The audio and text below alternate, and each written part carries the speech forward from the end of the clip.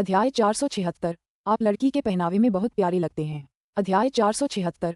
आप लड़की के पहनावे में बहुत प्यारे लगते हैं। तीसरा, जैसे ही निंगशी चिल्लाकर उस महिला की ओर दौड़ना चाहती थी, उसने कुछ भारी हथियारों से लैस लोगों को हेलीकॉप्टर से उतरते देखा। निंगशी ने जल्दी से बाडी और बेकार बॉस ज्यूस पर चिल्लाया, भागो। जैसे ही वे सुरक्षित स्थान पर पहुंचे, हवा मशीनगनों की खड़खड़ाहट और लोगों की चीख पुकार से भर गई। निंगशी परछाई में छिप गई और उसके पसीने छूटने लगे। अगर उसने 1 सेकंड भी देर से कोई हरकत की होती तो उसकी मौत हो जाती। 10 मिनट बाद वहां सन्नाटा छा गया। कहने की जरूरत नहीं कि जेफरी और उसके सभी आदमी मर चुके थे। बाडी और निकम्मे बॉस गहरे सदमे में थे। अगर निंगशी न होती तो वे बहुत पहले ही मर चुके होते। जब गोलियों की आवाज धीमी हो गई तो निंगशी खुद को रोक नहीं सकी और उस महिला की ओर दौड़ पड़ी। इससे पहले कि वह उसे गले लगा पाती, एक जोरदार मुक्का उसके स्वागत में आया। निंगशी ने पीछे से हाथ हिलाकर घातक मुक्का से बचाव किया। मुक्का लगने के बाद और अधिक हमले हुए, जिससे उसे सांस लेने का भी समय नहीं मिला। उनके हमलों के बीच निंगशी के पास उनका मुकाबला करने का कोई मौका नहीं था। वह पूरे समय केवल बचाव और बच निकलने में ही कामयाब रही। प्रतिद्वंद्वी ने अपना खेल बढ़ा दिया। वह अभी भी निंगशी का परीक्षण कर रही थी, लेकिन अब वह हर वार के साथ उसकी जान लेना चाहती थी और उस पर और भी भयंकर हमले करना चाहती थी। निंगशी एक अजीब स्थिति में थी क्योंकि वह कई बार बोलना चाहती थी, लेकिन कोई रास्ता नहीं था। अगर वह एक पल के लिए भी अपना ध्यान भटकाती तो उसे घातक परिणाम भुगतने पड़ते। काफी देर बाद निंगशी अपनी शारीरिक शक्ति की सीमा तक पहुंच गई थी और उसके कंधे पर एक शक्तिशाली मुक्का मारा गया, जिससे वह दर्द से भड़क उठा। 1 मिनट बाद प्रतिद्वंद्वी उसका गला दबा रहा था और ऐसा लग रहा था कि उसकी गर्दन टूटने वाली है।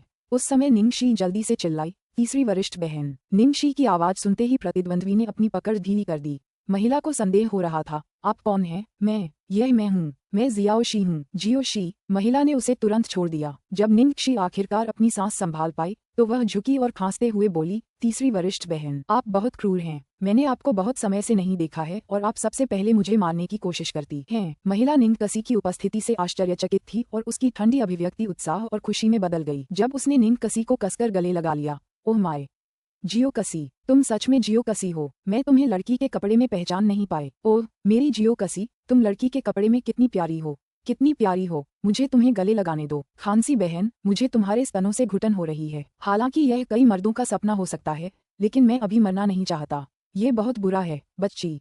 औरत ने उसे जाने दिया और शर्माते हुए बोली, ओह मेरा मतलब बच्ची से था। मैं तो बस सोच रही थी कि वो कौन था जिसने मुझ पर पीछे से हमला करने की हिम्मत की। मुझे उम्मीद नहीं थी कि वो तुम हो। अध्याय 477। ये छोटा खरगोश कौन है? अध्याय 477। ये छोटा खरगोश कौन है? तीसरी वरिष्ठ बहन, भले ही आप अभी मुझे पहचान नहीं पाई, लेकिन क्या आप मेरी युद्ध शैली से परिचित नहीं हैं? निंगशी ने पूछा। जिस तरह से तुम मुझसे बचकर भागे वह तो मुझे बिल्कुल परिचित था, लेकिन मुझे कैसे पता चला कि तुम भी हम में से एक हो?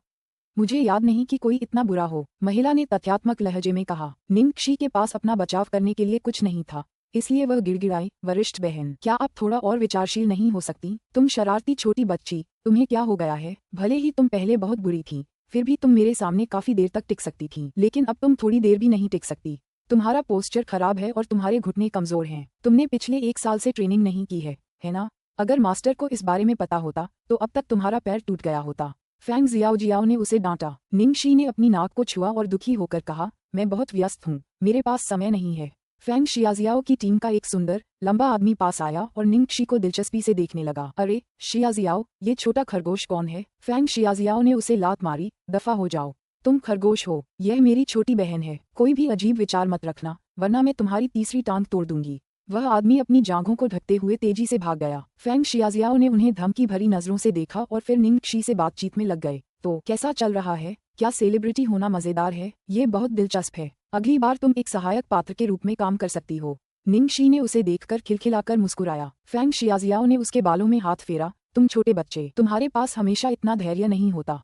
एक दिन तुम ये करते हो, दूसरे दिन वो करते हो। जब तुमने कहा था कि तुम अभिनय में जा रहे हो तो मुझे लगा कि तुम बस उत्सुक हो और कुछ दिनों बाद वापस आ जाओगे। किसे पता था कि तुम साल भर के लिए चले जाओगे। मुझे डर था कि अगर मैंने तुम्हें देख लिया तो मैं तुम्हें छोड़कर नहीं जाऊंगी। निंगशी ने शरारत से मुस्कुरा कर कहा। फैंग शियाजियाओ ने अपनी आंखें घुमाईं, फिर उससे पूछा, ठीक है, मैंने अभी तक तुमसे नहीं पूछा है, लेकिन तुम यहाँ क्यों हो? निंगशी ने आह भरते हुए कहा, यह एक लंबी कहानी है।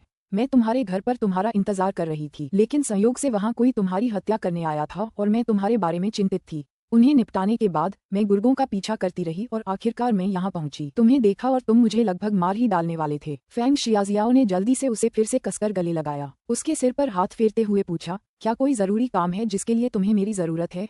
निंगशी उसे एक शांत कोने में ले गई और फिर बोली, तीसरी वरिष्ठ बहन, मुझे आपसे एक मदद चाहिए, कृपया मेरी मदद करें। क्या बात है? मैं आपकी मदद जरूर करूंगा। वरिष्ठ बहन, क्या आप मुझे किसी व्यक्ति के बारे में अधिक जानकारी प्राप्त करने में मदद कर सकती हैं? किसी व्यक्ति को ढूंढो, आसान है, चाहे वह कोई भी हो, मैं तुम्हें उस व्यक्ति के बारे में सब कुछ बता दूंगी। शैतान? कौन? मैंने कहा, मुझे शैतान के बारे में जानकारी चाहिए। फेंग जियाओ ने अनिच्छा से अपना वादा तोड़ दिया। मैं नहीं कर सकती, निंगशी ने उससे विनती की। तीसरी वरिष्ठ बहन, कृपया, अब केवल आप ही मेरी मदद कर सकती हैं। फेंग शियाजियाओ की अभिव्यक्ति गहरी हो गई। आप उस व्यक्ति के बारे में इतना क्यों जानना चाहते हैं? मुझे बस इसकी जरूरत है, निंगशी ने विनती जारी रखी। फेंग शियाजियाओ ने हताशा में अपनी कनपटियां पकड़ लीं। ऐसा नहीं है कि मैं आपकी मदद नहीं करना चाहती, लेकिन मैं इसके बारे में कुछ नहीं कर सकती। अगर आप वास्तव में जानना चाहती हैं, तो उनसे व्यक्तिगत रूप से क्यों नहीं पूछती? अध्याय 478, मुझे पता है कि तुम मुझसे सबसे ज्यादा प्यार करते हो। अध्याय 478, मुझे पता है कि तुम मुझसे सबसे ज्यादा प्यार करते हो। क्या मुझे तब भी आपकी मदद की आवश्यकता होगी? यदि मैं उनसे सीधे पूछ सकूं, तो फिर जाओ और अपने पहले वरिष्ठ भाई से पूछो। फेंग जियाओ बोझ को दूर करना चाहता था। वह मुझे कभी नहीं बताएगा। तीसरी बड़ी बहन, कृपया मेरी मदद करो। मुझे पता है कि आप मुझसे सबसे ज्यादा प्यार करती हैं। निंगशी लगातार विनती करती रही। फेंग शियाजियाओ अब और बर्दाश्त नहीं कर सका। अरे, तुमने ऐसा व्यवहार करना कहाँ से सीखा? क्या तुम्हारे पहनावे के साथ तुम्हारा व्यक्तित्व भी बदल गया है? कोई आश्चर्य नहीं कि पिछली बार तुमने लड़कियों के कपड़े न पहनने पर जोर दिया था। अगर तुम्हारे संगठन के उन लोगों ने ये देखा होता, तो वे तुम्हें जिंदा ही खा जाते। मैं ये केवल आपके लिए कर रहा हूँ। तीसरी वरिष्ठ बहन। फेंग शियाजियाओ असहाय था। ठीक है, मेरा नुकसान हुआ, मैं इसमें तुम्हारी मदद करूंगा, लेकिन अपनी उम्मीदें मत बढ़ाओ। तुम जानते हो कि इस व्यक्ति का इतिहास कितना गुप्त है। इसके अलावा तुम्हें मुझे शुरुआत करने के लिए एक सुराग देना होगा। निंगशी ने कुछ देर सोचा और अपनी उंगली से फेंग शियाजियाओ की हथेली पर 3 शब्द लिख दिए। फेंग शियाजियाओ की भौहें उठीं। लू टिंगजियाओ थे चीन में शक्तिशाली व्यापारिक अधिपति। निंगशी ने सिर हिलाया। हाँ, मैं जानना चाहती हूँ कि क्या उसका शैतान से कोई रिश्ता है। वे दोनों आपस में क्यों जुड़े होंगे? और लू टिंगजियाओ से तुम्हारा क्या रिश्ता है? फेंग शियाजियाओ को शक हुआ। निंगशी ने सावधानीपूर्वक अपने शब्दों को कहा, ज्यादा कुछ नहीं। जिस कंपनी से मैं अभी जुड़ी हुई हूँ, वह लू कॉर्पोरेशन के अधीन है और वह मेरा बॉस है। बस इतना ही। फेंग जियाओ ने आंखें मूंद लीं। उसे निंगशी की बात पर बिल्कुल भी विश्वास नहीं हुआ। दूर से एक आवाज आए, जियाओ, हमें अब जाना होगा। अपने छोटे खरगोश को अलविदा कहो। फेंग शियाजियाओ थोड़ा उदास दिखे। मुझे माफ करना, मेरे प्यारे, मुझे अब जाना होगा। निंगशी भी बहुत खुश नहीं थी। सावधान। ओह, ठीक है, एक और जरूरी बात है, रुको। जैसे ही फेंग जियाओ विमान में दाखिल हुई, उसने अपना फोन निकाला और निंगशी की तस्वीर खींची। हा, छोटी जूनियर बहन लड़कियों के कपड़े पहने हुए है, मैं सीनियर्स को दिखाने जा रही हूँ। निंगशी अवाक रह गई। ये तो बस एक लड़की का पहनावा था। नेता बाडी और सोलोमन ज्यूस के बेकार बॉस केवल फेंग जियाओ के समूह के चले जाने के बाद ही बाहर आए। क्या तुम उस औरत को जानते हो? बाडी के चेहरे पर डर साफ दिख रहा था। ज्यूस भी सचमुच हैरान रह गया और बोला, तुमने उसे अपनी तीसरी बड़ी बहन कहा। अगर मैं गलत नहीं हूँ, तो वह औरत पाप सूची में ए श्रेणी के हथियारों में से एक है। मिशन पूरा हुआ। अब उसके यहाँ रुकने की कोई वजह नहीं थी और आज रात जो कुछ हुआ, उससे वह बहुत ज्यादा सह चुकी थी। वह उन दोनों को अनदेखा करते हुए तुरंत वहाँ से चली गई। ज्यूस जल्दी से ऊपर गया और चिल्लाया, बॉस, आप कहाँ जा रहे हैं? निंगशी चौंक गई और लगभग गिर पड़ी। आप, बॉस, किसे कह रहे हैं? आप, बिल्कुल हम। ज्यूस एक घुटने पर बैठ गया और गंभीर स्वर में बोला, मुझे बचाने और जेफरी को मारने के लिए धन्यवाद। सोलोमन बलवानों की प्रशंसा करता है। केवल तुम ही सोलोमन के नए बॉस बनने के योग्य हो। यह अजीब बात है कि वह कैसे कह सकता है कि उन्होंने मजबूत लोगों की प्रशंसा की। निंगशी ने जम्हाई लेते हुए कहा, माफ करना, मुझे इसमें कोई दिलचस्पी नहीं है। उसे इस बात की परवाह नहीं थी कि ज्यूस ने बाद में क्या कहा और वह हाथ हिलाते हुए चली गई वापस उस होटल में जहां वह रुकी थी। निंगशी नहाने के बाद बिस्तर पर लेटी थी। उसे थकान तो महसूस हो रही थी, लेकिन उसे नींद भी नहीं आ रही थी। आज की रात उसे बंदूकों और खून की याद दिला रही थी और उसे डर लग रहा था कि कहीं उसने अपनी पुरानी जिंदगी तो नहीं छोड़ दी। निंगशी ने अपने बाल संवारे और फोन पर समय देखने के लिए उठ बैठी। चीन में अब दिन हो गया होगा। उसने अपना मैसेंजर खोला और कैबेज लू को संदेश भेजा, बॉस, मुझे नोबल परफ्यूम का विज्ञापन मिल गया है। जैसे ही वह फोन रखना चाहती थी, लगभग तुरंत ही एक टेक्स्ट संदेश आया, बधाई हो। संदेश देखने के बाद निंगशी को ऐसा लगा जैसे वह मानव दुनिया में वापस आ गई हो। एक और संदेश फिर आया, क्या आप सोए नहीं या बहुत जल्दी उठ गए हैं? निंगशी ने यह स्वीकार करने की हिम्मत नहीं की कि वह पूरी रात सोई नहीं थी, इसलिए उसने संदेश भेजा, मैं अभी जल्दी उठी हूँ, निर्देशक के साथ कुछ विवरणों पर चर्चा करने के लिए स्टूडियो जा रही हूँ। आप कब वापस आ रहे हैं? निंगशी ने सच्चाई से बताया, अगर सब ठीक रहा तो काम 2 दिन में पूरा हो जाएगा और उसके बाद मुझे खरीदारी करनी है, इसलिए मैं लगभग 3 दिन बाद वापस आऊंगी। बहन झिझी को कुछ जरूरी काम है, इसलिए वह परसों सबसे पहले निकल जाएगी। ठीक है, शुभकामनाएं। लू टिंगजियाओ को मैसेज करने के बाद निंगशी को थोड़ी नींद आ गई।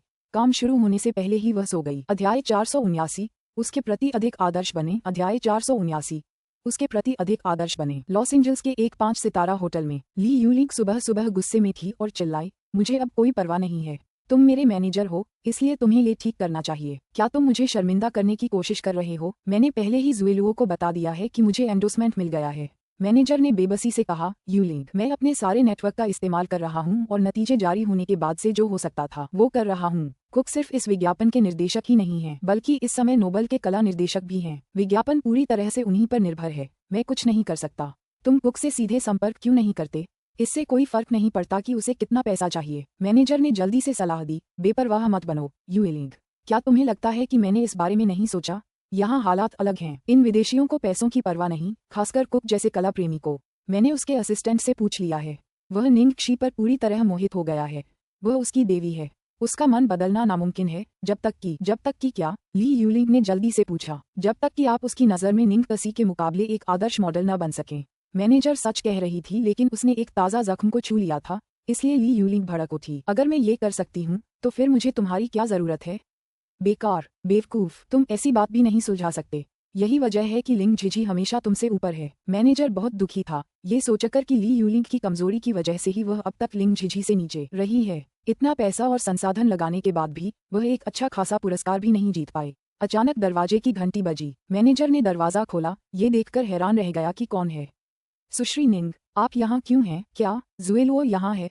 ली यूलिंग जल्दी से दरवाजे की तरफ गई और बाहर निंग जुएलुओ को खड़ा देखकर हैरान रह गई। जुएलुओ, तुम यहाँ क्यों हो?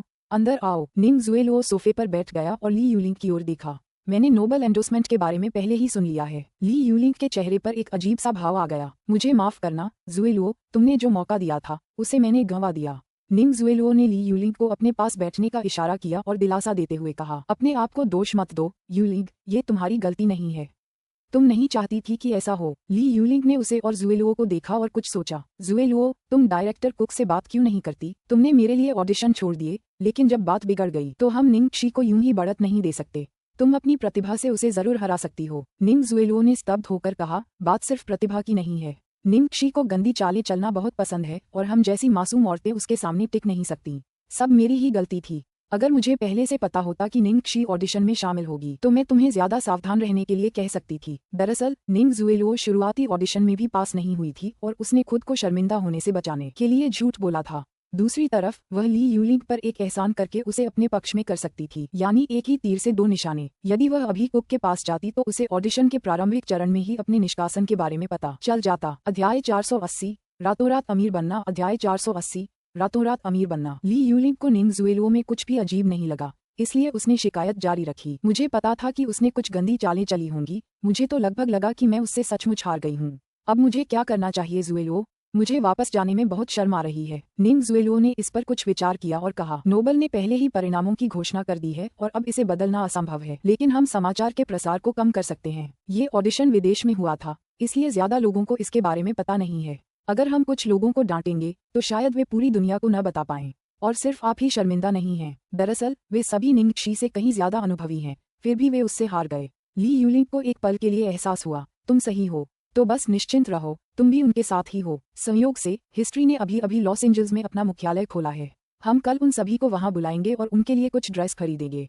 थोड़ी बातचीत और संकेतों के बाद वे जरूर समझ जाएंगे। मैनेजर ने भी कहा, यह एक अच्छा विचार है। हाल ही में मनोरंजन जगत में इतिहास काफी लोकप्रिय हो गया है और कई मशहूर हस्तियों को प्रमुख डिजाइनर डेविड द्वारा डिजाइन की गई पोशाक पर गर्व होगा। ली यूलिंग ने निंग जुएलुओ की बाहों को आत्मीयता से पकड़ लिया और खुशामद करते हुए कहा, बेशक जुएलुओ, आपकी पसंद बहुत अच्छी है और आपने उस डिजाइनर को उसके लिए एक ब्रांड स्थापित करने और उसे लोकप्रिय बनाने के लिए चुना है। मैं बस भाग्यशाली था, निंग जुएलुओ ने विनम्रता से कहा। निंग क्षी के लॉस एंजल्स आने के बाद ये तीसरा दिन था। नोबल का विज्ञापन शूट बिना किसी बाधा के समाप्त हो गया और वह कल घर जा रही थी। उनकी विज्ञापन फीस $3 मिलियन थी, जो पिछली बार मिली फीस से 10 गुना अधिक थी। रातों रात अमीर बन जाना बहुत अच्छा लगा। अंततः वह जो चाहे खरीद सकती थी। निंग कसी का एक और जाना माना ब्रांड नियॉन, जिसे हाल ही में खरीदा गया था और जिसका नाम बदलकर हिस्ट्री कर दिया गया था। ऐसा लग रहा था कि इसकी लोकप्रियता बढ़ रही है और मनोरंजन जगत में भी इसने काफी ध्यान आकर्षित किया है। कई मशहूर हस्तियां और सोशलाइट इसे पसंद कर रहे हैं। उसे थोड़ा दुख हुआ कि अचानक हर कोई उस खजाने के बारे में जान गया जिसके बारे में पहले केवल कुछ ही लोग जानते थे, लेकिन निश्चित रूप से वह ब्रांड के लिए खुश थी। जैसे जैसे ब्रांड आगे बढ़ा, अधिक क्लासिक डिजाइन बनाए गए। उसने सुना कि हिस्ट्री ने लॉस एंजल्स में एक दुकान खोली है और वहाँ बहुत सारी ऐसी वस्तुएं हैं जो घर पर उपलब्ध नहीं हैं, इसलिए वह वहाँ देखना चाहती थी। दुकान में कदम रखते ही निंगशी को ताजगी महसूस हुई। वहाँ बहुत सारे ऐसे डिजाइन थे जो घर पर उपलब्ध नहीं थे और उन सभी ने उनकी रुचि को बढ़ाया। खेद की बात यह थी कि इसकी कीमत पहले की तुलना में लगभग 10 गुना अधिक थी। मिस, आपको कुछ पसंद आया? इसे पहनकर देखिए, आप इसे खुद पहनकर ही देख पाएंगी कि यह वास्तव में कैसा दिखता है, विक्रेता ने निंगशी से कहा। मैं थोड़ी देर इधर उधर देखूंगी, सभी बहुत खूबसूरत लग रहे हैं। विक्रेता मुस्कुराया। मिस, क्या आप चीन से हैं? हाँ, मुझे लगता है कि हालांकि हमारा ब्रांड पश्चिमी देशों में लोकप्रिय है, लेकिन केवल एक चीनी ही डिजाइनों की असली क्षमता को सामने ला सकता है। आखिरकार इसे एक चीनी डिजाइनर ने बनाया है। आप वाकई बहुत खूबसूरत लग रही हैं और आपकी एक अनोखी आभा है। हमारे ज्यादातर कपड़े आप पर बहुत जंचेंगे। मैं हमेशा से इस ब्रांड का प्रशंसक रहा हूँ, इससे पहले भी जब इसका नाम हिस्ट्री रखा गया था। अध्याय 481, पूरी तरह से उसके द्वारा मोहित। अध्याय 481, पूरी तरह से उसके द्वारा मोहित। निंगशी ने 10 अलग अलग पोशाकें पहनकर देखीं और उनमें से हर एक उसे बहुत पसंद आई। अंत में उसने उदारतापूर्वक उन सभी को खरीद लिया। जैसा कि अपेक्षित था, ढेर सारे विकल्पों वाली दुविधा का सामना करने पर सबसे अच्छा समाधान अमीर होना ही था। निर्णय लेने और सभी विकल्प खरीद लेने से आपको सिर्फ एक ही चुनने के बोझ से नहीं जूझना पड़ेगा। निंगशी को एक रेट्रो थीम वाली चीनी चीजों वाली ड्रेस बहुत पसंद आई। उसने सेल्सपर्सन से अपने कपड़े पैक करवाए और तुरंत वो ड्रेस पहन ली। विक्रेता खुश थी कि उसे एक बड़ा सौदा मिला है, इसलिए एक बड़ी मुस्कान के साथ उसने कहा, आपके संरक्षण के लिए धन्यवाद, कृपया फिर आइए। निंगशी अपने सारे बैग संभाले हुए बाहर निकल रही थी कि तभी उसने मशहूर हस्तियों के एक बड़े समूह को दुकान में दाखिल होते देखा, जिसमें ली यूलिंग सबसे आगे चल रही थी। ली यूलिंग के बगल में एक लंबी हरे रंग की ड्रेस पहने महिला निंगजुएलुओ थी। उसने दूसरे दिन नोबल ऑडिशन में निंगजुएलुओ को नहीं देखा था, तो वह यहाँ क्यों थी? अचानक दुकान में मौजूद सभी विक्रेता और मैनेजर उनके पास आए और निंगजुएलुओ को प्रणाम करते हुए कहा, आपका स्वागत है, मालकिन। निंगशी ने थोड़ा सा मुंह बनाया। मालकिन, क्योंकि निंगशी बाहर जा रही थी, इसलिए सभी ने उसे प्रवेश द्वार पर देखा। ली यूलिंग ने निंगशी को सभी बैग पकड़े हुए देखा और कहा, मुझे उम्मीद नहीं थी कि तुम्हें इतिहास भी पसंद आएगा। निंगजुएलुओ निंगशी के पास गया। निंगशी, मुझे नहीं पता था कि तुम यहाँ आओगी। तुम मुझे पहले ही बता सकती थी ताकि मैं तुम्हें छूट दे पाता। निंगशी की भौहें और भी तन गईं। क्या निंगजुएलुओ ने ही नियॉन को खरीदा था? जहां तक वह जानती थी, निंगजुएलुओ को आमतौर पर यूरोपीय शैलियां पसंद थीं और वह हमेशा सोचती थी कि नियॉन जैसे चीनी तत्व वाले ब्रांड बहुत घटिया होते हैं, तो वह अचानक नियॉन में निवेश क्यों करेगी? निंगशी बस कुछ बुदबुदाई और दुकान से बाहर चली गई। ली यूलिंग ने घृणा से कहा, भले ही उसने ड्रैगन रोब पहना हो, लेकिन यह उसके ग्रामीण इलाकों की बदबू को नहीं ढक सकता है। आप ऐसा क्यों कह रहे हैं? एक कलाकार ने पूछा। ली यूलिंग ने अपनी भौहें उठाईं। क्या आप लोग नहीं जानते कि फेंग जियाओवन की तरह वह भी एक दूरदराज के गांव से आई थी जहां लोग गाय, बकरी और मुर्गी पालते थे? सभी कलाकार हैरान थे। मुझे यकीन नहीं हो रहा। क्या डायरेक्टर कुक पागल हो गई हैं? उनके जैसी कोई अपनी खूबसूरती के लिए मशहूर नोबल का प्रचार कर रही है। अगर उपभोक्ताओं को पता चले कि एम्बेसडर एक देहाती लड़की है, तो कौन उनके उत्पाद खरीदेगा? हे, मुझे नहीं लगता कि कुक पागल है। वह तो बस उससे पूरी तरह मोहित हो गया था। निंगजुएलुओ ने उन्हें शांत करने की कोशिश की। ठीक है, हम यहाँ खरीदारी करने आए हैं, चलो बिजनेस की बातें बंद करें।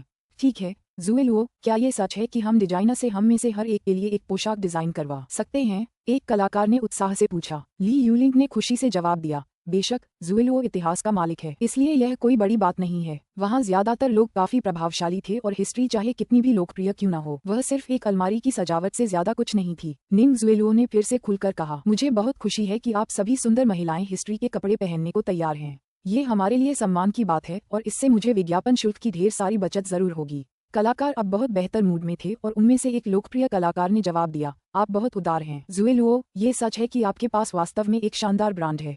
अध्याय 482, तुम मुझे क्यों घूरते रहते हो? अध्याय 482, तुम मुझे क्यों घूरते रहते हो? निंगशी इतिहास से निकलकर कुछ स्मृति चिन्ह खरीदने के इरादे से इधर उधर घूमने लगी। वह आधे रास्ते में ही थक गई थी, इसलिए उसने अपने लिए कुछ नाश्ता खरीदा और एक लंबी कुर्सी पर बैठ गई। अचानक उसे लगा कि कोई उसे देख रहा है। निंगशी ने ऊपर देखा तो एक गंदा भिखारी उसे घूर रहा था। उसे ये बहुत अजीब लगा कि जब लोग उसे घूर रहे थे तो वह खाना खा रही थी, इसलिए उसने कागज के थैले से एक सैंडविच निकाला और भिखारी को दे दिया।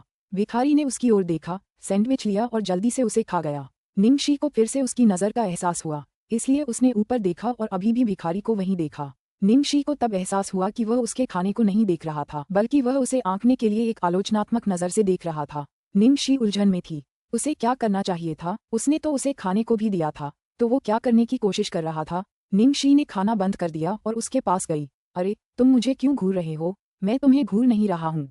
निंगशी हैरान थी कि उसने चीनी भाषा में जवाब दिया।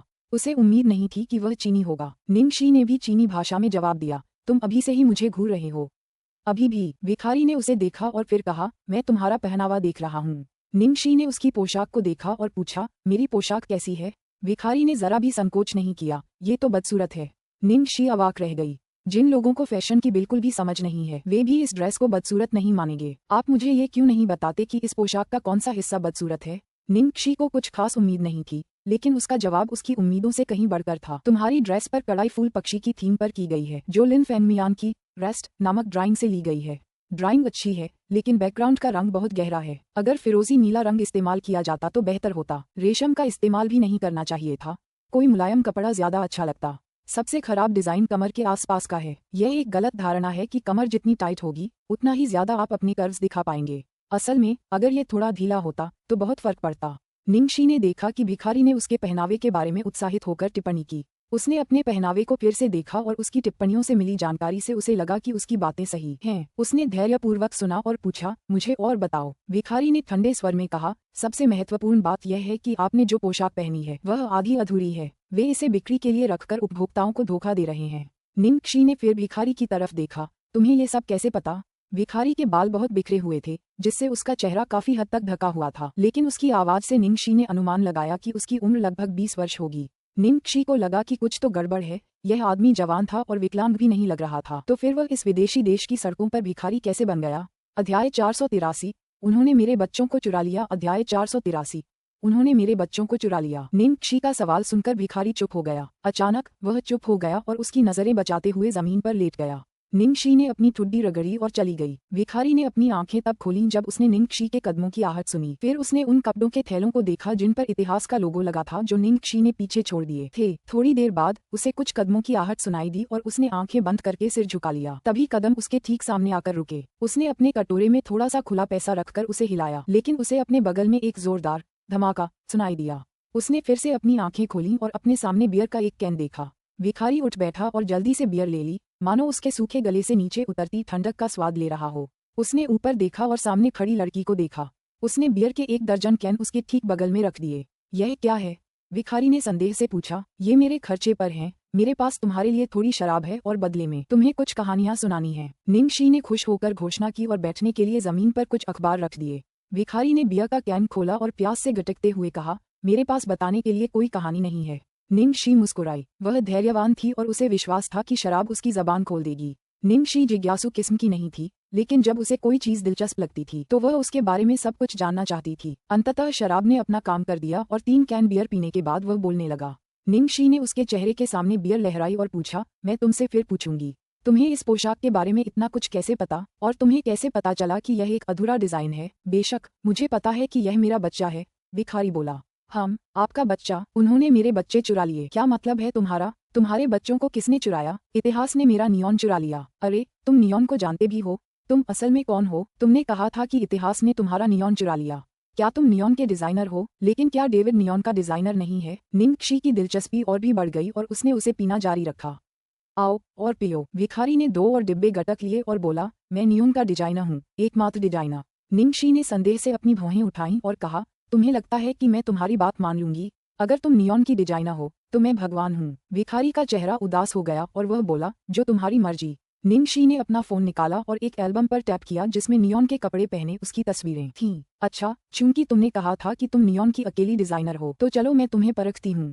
इस एल्बम के सारे कपड़े नियॉन के हैं, तो तुम्हें अच्छी तरह पता होगा कि ये कब रिलीज हुए थे और किस सीरीज के हैं। अगर तुम सच में वही हो जो तुम खुद को बताती हो तो ये तुम्हारे लिए बहुत आसान होगा। भिखारी ने निंगशी के एल्बम पर एक नजर डाली। उसकी बेजान आंखें अचानक जीवंत हो उठीं। वह बुदबुदाया, बहुत बढ़िया लग रहा है, उन्हें एक योग्य मालिक मिल गया है। निंगशी ने संतोष से सिर हिलाया। आखिरकार उसके पास कहने के लिए कुछ अच्छा था। भिखारी उन तस्वीरों को देखकर शांत और तरोताजा लग रहा था। उसने उत्साह से उनमें से एक पर थपथपाया, क्या आपके पास भी यह है? अध्याय 484, अंतहीन वसंत। अध्याय 484, अंतहीन वसंत। यह नियॉन स्टूडियो की शुरुआत से ही पहली स्प्रिंग लाइन थी। मुझे अभी भी याद है कि थीम थी अंतहीन वसंत। भिखारी ने आगे कहा कि थीम का मुख्य तत्व फूल थे और पोशाक पर हाथ से बनाए गए फूलों को यथासंभव वास्तविक फूलों जैसा बनाया गया था, जैसे कि वे पोशाक से कभी भी खिल सकते हैं। इसलिए ये अंतहीन वसंत थीम के लिए उपयुक्त है। मैं नियॉन की बहुत बड़ी प्रशंसक हूँ। निंगशी ने उसे गर्व से बताया और उसे विश्वास होने लगा कि वह भिखारी ही नियॉन का डिजाइनर था। जिस तरह से वह चित्रों को देख रहा था वह एक माँ की तरह था जो अपने बच्चे को गहरे गर्व के साथ देख रही थी। यदि वह वास्तविक डिजाइनर न होता जिसने उन परिधानों को बनाने में मेहनत की होती तो वह कभी भी उन्हें ऐसी नजरों से नहीं देखता। भिखारी उसे प्रत्येक पोशाक के बारे में विस्तार से बताता रहा जिसमें प्रत्येक डिजाइन के पीछे की प्रेरणा भी शामिल थी। कुछ देर बाद वह निंगक्षी का फोन पकड़े हुए फर्श पर बैठकर रोने लगा। मेरी नियोन, मेरी प्यारी नियोन। निंगक्षी उसके पास उकड़ूं बैठी और उसकी पीठ थपथपाई। क्या हुआ? ये सब तुम्हारे डिजाइन हैं, लेकिन डेविड डिजाइनर कैसे बन गया? उसने इस घटना को बहुत दिनों तक अपने दिल में दबाए रखा, किसी को नहीं बताया कि क्या हुआ था, लेकिन अब वह खुलने लगा है। डेविड मेरा साथी था, वह विश्वविद्यालय में मेरा सहपाठी था। हम बहुत अच्छे दोस्त हैं और मैंने हमेशा उसे एक भाई, सबसे भरोसेमंद साथी माना है। हमने यूनिवर्सिटी में रहते हुए ही साथ मिलकर बिजनेस शुरू किया और अपना स्टूडियो भी बनाया। मैं डिजाइनिंग में ज्यादा अच्छी हूँ, जबकि मैनेजमेंट उनकी विशेषज्ञता है। इसलिए हमने जिम्मेदारियां बांट दी और मैंने डिजाइन का काम किया, जबकि उन्होंने मार्केटिंग का काम संभाला। मुझे उस पर भरोसा था, इसलिए मैंने उससे स्टूडियो के बारे में कभी नहीं पूछा। कौन जानता था कि आखिरकार वह मेरे कंप्यूटर से मेरे डिजाइन के ड्राफ्ट चुरा लेगा, सारा पैसा ले लेगा और मुझे छोड़ देगा, जबकि वह एक प्रायोजक ढूंढकर खुद एक नया ब्रांड स्थापित कर लेगा। निंगक्षी को अंततः समझ आ गया और उसने पुष्टि चाही, और वह नया ब्रांड इतिहास है। हाँ, क्या तुमने उस पर मुकदमा करने के बारे में नहीं सोचा? कैसे? हम कपड़ों पर डिजाइनर का नाम नहीं लिखते। सिर्फ वही जानता था कि मैं नियॉन का डिजाइनर हूँ, जबकि वो खुद एक पेशेवर डिजाइनर है। इसके अलावा उसकी डिजाइन शैली भी मेरी शैली से काफी मिलती जुलती है। उसने कंप्यूटर का सारा डेटा नष्ट कर दिया, इसलिए इस बात का कोई सबूत नहीं है कि वो ड्राफ्ट मेरे ही थे, उस आदमी ने निराश होकर कहा। निंगक्षी ने कुछ सोचा और फिर पूछा, उसने कितने ड्राफ्ट चुराए? उस आदमी ने अपना हाथ छाती पर ऐसे रखा जैसे उसे दर्द हो रहा हो और लाल आंखें लिए उसने कहा, सब कुछ। मेरे सारे ड्राफ्ट, आधे अधूरे ड्राफ्ट भी। निंगक्षी ने अपनी उंगली से उसकी कनपटी की ओर इशारा किया और पूछा, तो फिर यहाँ वालों का क्या? क्या? आदमी उलझन में था। आपके दिमाग में जो डिजाइन के ड्राफ्ट थे, क्या वह उन्हें भी ले गया? वह आदमी हैरान हुआ, फिर उसने कड़वी हंसी के साथ जवाब दिया, क्या आप सुझाव दे रहे हैं कि मैं वापसी करूं? असंभव है, जब से उसने मुझे धोखा दिया है और मैंने अपने नियॉन को इतिहास बनते देखा है। मेरा दिमाग, मैंने अपनी प्रेरणा खो दी है। मैं अब डिजाइनर नहीं रह सकता। मैं बस ये जानता हूँ कि मैं खत्म हो गया हूँ। लेकिन तुम्हारा जुनून अभी भी बाकी है ना? क्या तुम कह सकते हो कि अब तुम्हें डिजाइन में जरा भी दिलचस्पी नहीं रही? क्या तुम्हें उन चतुराई से डिजाइन किए गए कपड़ों को देखकर कुछ भी महसूस नहीं होता? इनकार मत करो, अगर तुम्हें जरा भी दिलचस्पी नहीं होती तो तुम मेरे कपड़ों में कोई कमी नहीं निकालते। कतई नहीं, इस हद तक कि तुम उसमें एक भी कमी बर्दाश्त न कर सको। निंगक्षी ने उसे यकीन दिलाते हुए जवाब दिया। अध्याय 485। क्या आपने नहाना समाप्त कर लिया है? अध्याय 485। क्या आपने नहाना समाप्त कर लिया है? उस आदमी ने अपना सिर हिलाया और कहा, जुनून बेकार है। अब तो जुनूनी होने से मुझे केवल दुख ही मिलेगा। आप सही कह रहे हैं, सिर्फ जुनून बेकार है। हकीकत में आपको किसी और चीज की जरूरत है जो महत्वपूर्ण है। पैसा? क्या तुम मजाक कर रहे हो? क्या अब मैं ऐसा दिखता हूँ कि मेरे पास कोई पैसा है? निंगक्षी ने अपनी आंखें झपकाईं और अपनी छाती थपथपाई। तुम नहीं, मैं करती हूँ। तुम? आदमी ने उसे संदेह से देखा। निंगक्षी ने उस आदमी को सहारा देने के लिए अपना हाथ उसके कंधे पर रखा और उसके कंधे पर थपथपाते हुए कहा, उठो नौजवान, तुम्हारा जीवन बस शुरू होने ही वाला है और तुम्हारा भाग्य बदल जाएगा इसी क्षण से। उस आदमी ने निंगक्षी को बेवकूफ की तरह देखा और वह जमीन पर गिर पड़ा। निंगक्षी ने अपने हाथ कमर पर रखे और उसे घूरा। क्या तुम्हें मेरी बात पर यकीन नहीं है? ठीक है, मैं तुम्हें बता रही हूँ, मुझे तुम्हारा काम बहुत पसंद है और तुम जानते हो कि मैं झूठ नहीं बोल रही, क्योंकि मैंने तुम्हारे ज्यादातर डिजाइन खरीदे हैं। इसलिए मैं तुम्हें आधिकारिक तौर पर सहयोग करने का निमंत्रण दे रही हूँ। क्या तुम रुचि रखते हो? वह आदमी हैरान हुआ और उसे हैरानी भरी नजरों से देखने लगा। सहयोग? एक भिखारी के साथ? निंगक्षी मुस्कुराई और बोली, हाँ, ऐसा समझो कि मेरे पास बहुत पैसा है और खर्च करने के लिए कुछ भी नहीं है। तुम क्या सोचती हो? तुम्हारे सामने एक मूर्ख व्यक्ति खड़ा है और तुम्हें पैसे देने की पेशकश कर रहा है। क्या तुम उसका फायदा उठाने वाली हो? वह आदमी हक्का बक्का रह गया। ऐसा लग रहा था जैसे वह मजाक कर रही हो, लेकिन उसकी चमकती आंखें कुछ और ही कह रही थीं। महिला गंभीर थी। क्यों? मैंने आपको पहले ही बताया था, मैं आपका प्रशंसक हूँ। ये भी एक संयोग ही था। मैंने हाल ही में कुछ पैसे कमाए और किसी व्यवसाय में निवेश करने का मन किया और मैं आपसे यहाँ मिला। लेकिन मुझे आपको बताना होगा कि मेरे पास ज्यादा कुछ नहीं है, बस $3 मिलियन हैं। मैं वो सब आप पर निवेश करूंगा। 3 मिलियन? आदमी बुदबुदाया, ये ज्यादा कैसे नहीं है? जब हमने स्टूडियो शुरू किया था तो हमारे पास सिर्फ $50,000 नकद थे। अगर आपको ये कम नहीं लगता तो ये बहुत बढ़िया है। सबसे जरूरी बात यह है कि आपको अपने पैरों पर खड़ा होना होगा और खुद पर भरोसा रखना होगा। मैं एक अभिनेत्री हूँ और मैं अपने मुख्य करियर पर ध्यान केंद्रित करूंगी। मैं फैशन डिजाइन में पेशेवर नहीं हूँ, इसलिए आप हमारे स्टूडियो की जान होंगे। स्टूडियो का स्थान, भर्ती, भविष्य का विकास, सब आप पर निर्भर करेगा। निंगक्षी ने उसे समझाया। निंगक्षी की शानदार योजना सुनकर वह आदमी खड़ा हो गया और बोला, हालांकि मैं अपना ज्यादातर समय डिजाइनिंग में बिताता रहा हूँ, फिर भी मुझे स्टूडियो चलाने के बारे में कुछ बातें पता हैं। शुरुआत में यह मुश्किल हो सकता है, लेकिन अगर एक और मौका मिले तो मैं ये कर सकता हूँ। निंगशी ने संतोष से सिर हिलाया। मैं तुम्हारी बात मानूंगी। क्या तुम सच में कह रहे हो? तुम एक इंसान पर इतना पैसा सिर्फ इसलिए लगा रहे हो क्योंकि तुमने पिछले कुछ मिनट मुझसे बात की है और मेरे साथ बियर भी पी है? वह आदमी अभी भी यकीन नहीं कर पा रहा था। उसे लगा कि वह सपना देख रहा है या शराब के नशे में उसे कोई भ्रम हो गया है। निंगशी ने अपनी भौहें उठाईं और उससे कहा, तुम जो पैसा कमाते हो उसे खर्च कर सकते हो और उन्हें पूरा करने के बाद तुम और भी ज्यादा कमाओगे। कोई बड़ी बात नहीं। मुझे जोखिम भरी चुनौतियां लेना पसंद है। निंगशी बहुत सीधी सादी थी। बातचीत के बाद वह उसे अपने साथ घसीट कर ले गई। उसके लिए कपड़े खरीदे, उसके बाल कटवाए और उसे नहलाने के लिए होटल वापस ले आए। क्या तुमने नहा लिया है? याद रखना, जो कपड़े मैंने तुम्हारे लिए खरीदे थे उन्हें पहन लेना। जो कपड़े तुमने पहले पहने थे उन्हें मैंने फेंक दिया है। और हाँ, शेव करना याद रखना। निंगशी बेसब्री से इंतजार करती रही जब तक कि वह आदमी अंततः बाहर नहीं चला गया। निंगशी अपना मोबाइल गेम खेलने में व्यस्त थी, तभी उसे कुछ कदमों की आहट सुनाई दी। उसने ऊपर देखा और हैरान रह गई। अध्याय 486। मैं तुम्हें हवाई अड्डे से ले आऊंगा। अध्याय 486। मैं तुम्हें हवाई अड्डे से ले आऊंगा। उसके फोन से गेम का पात्र जोर से चिल्लाया। गेम खत्म। उसके सामने घबराया हुआ खड़ा युवक सफेद ब्लाउज, हल्के नीले रंग की जीन्स और सफेद स्पोर्ट्स शूज पहने हुए था। उसके बाल छोटे कटे हुए थे, जिससे उसका साफ माथा, गोरी त्वचा और शर्मीली मुस्कान साफ दिखाई दे रही थी। उसने उसे बताया था कि उसे विश्वविद्यालय से स्नातक हुए 1 साल से ज्यादा हो गया है, लेकिन वह अभी भी काफी जवान दिखता है। उसने जो पहनावा पहना था उसमें वह बिल्कुल तरोताजा लग रहा था, मानो कोई छात्र अभी स्कूल के दरवाजे से बाहर निकला ही न हो। निंगशी उसे बहुत देर तक घूरती रही, फिर अचानक उठ खड़ी हुई और उस युवक के चारों ओर कई चक्कर लगाए। उसका चेहरा अविश्वास से भरा हुआ था। वाह, किसे पता था? मुझे लगा था कि तुम एक घटिया चाचा हो। किसे पता था कि तुम वाकई एक सुंदर लड़के हो। हमारे स्टूडियो को भविष्य में प्रवक्ता रखने की जरूरत नहीं पड़ेगी, तुम रख लोगे। उसने यूं ही किसी को सड़क से उठा लिया था, जो एक खूबसूरत नौजवान निकला। वाह, युवक को शर्मिंदगी महसूस हुई और उसका चेहरा और भी लाल हो गया जब उसने पूछा, बॉस, मुझे अभी भी नहीं पता कि आपका नाम क्या है। जब उसने उसे बॉस कहकर पुकारते सुना तो निंगशी खुद को हंसने से नहीं रोक सकी। मुझे बॉस कहने की कोई जरूरत नहीं है, ये बहुत औपचारिक है। हम इस व्यवसाय में बराबर के भागीदार हैं।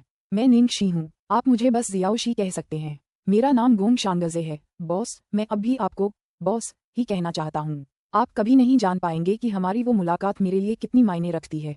अगर आप न होते तो मैं बस एक चलती फिरती लाश होती। हम ठीक है, जैसी तुम्हारी मर्जी। निंगशी को ऐसी छोटी मोटी बातों से कोई फर्क नहीं पड़ता था, इसलिए उसने उसे जाने दिया। लेकिन ये पहली बार था जब किसी ने उसे बॉस कहा था और इससे उसे संतुष्टि का रोमांच मिला।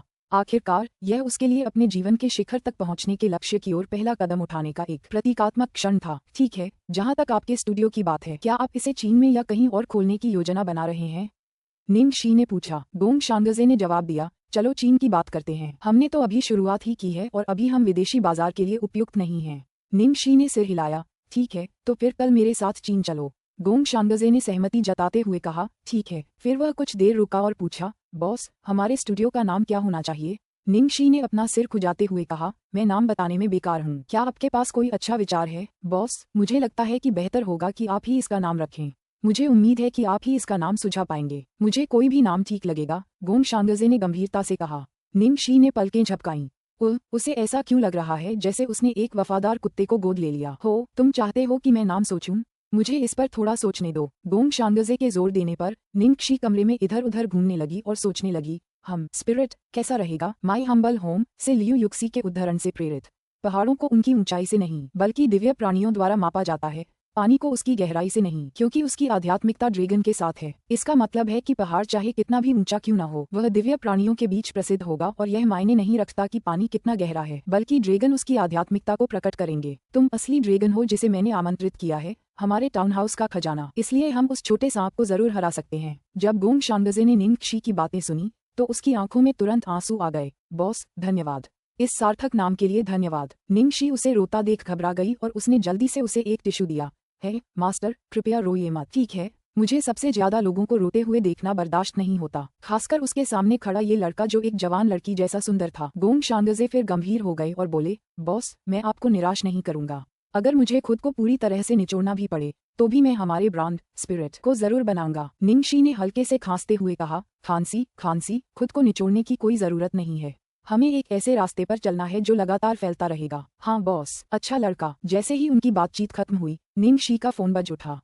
उसके बॉस लू टिंगजियाओ का फोन था। नमस्ते बिग बॉस, हम क्या विज्ञापन की शूटिंग सुचारू रूप से हुई? लाइन के दूसरे छोर से एक आदमी की कोमल आवाज ने पूछा। चिंता मत करो, सब कुछ ठीक रहा।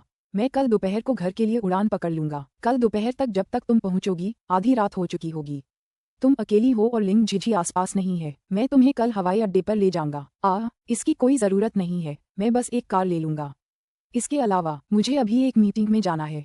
तुम रास्ते में सावधान रहना।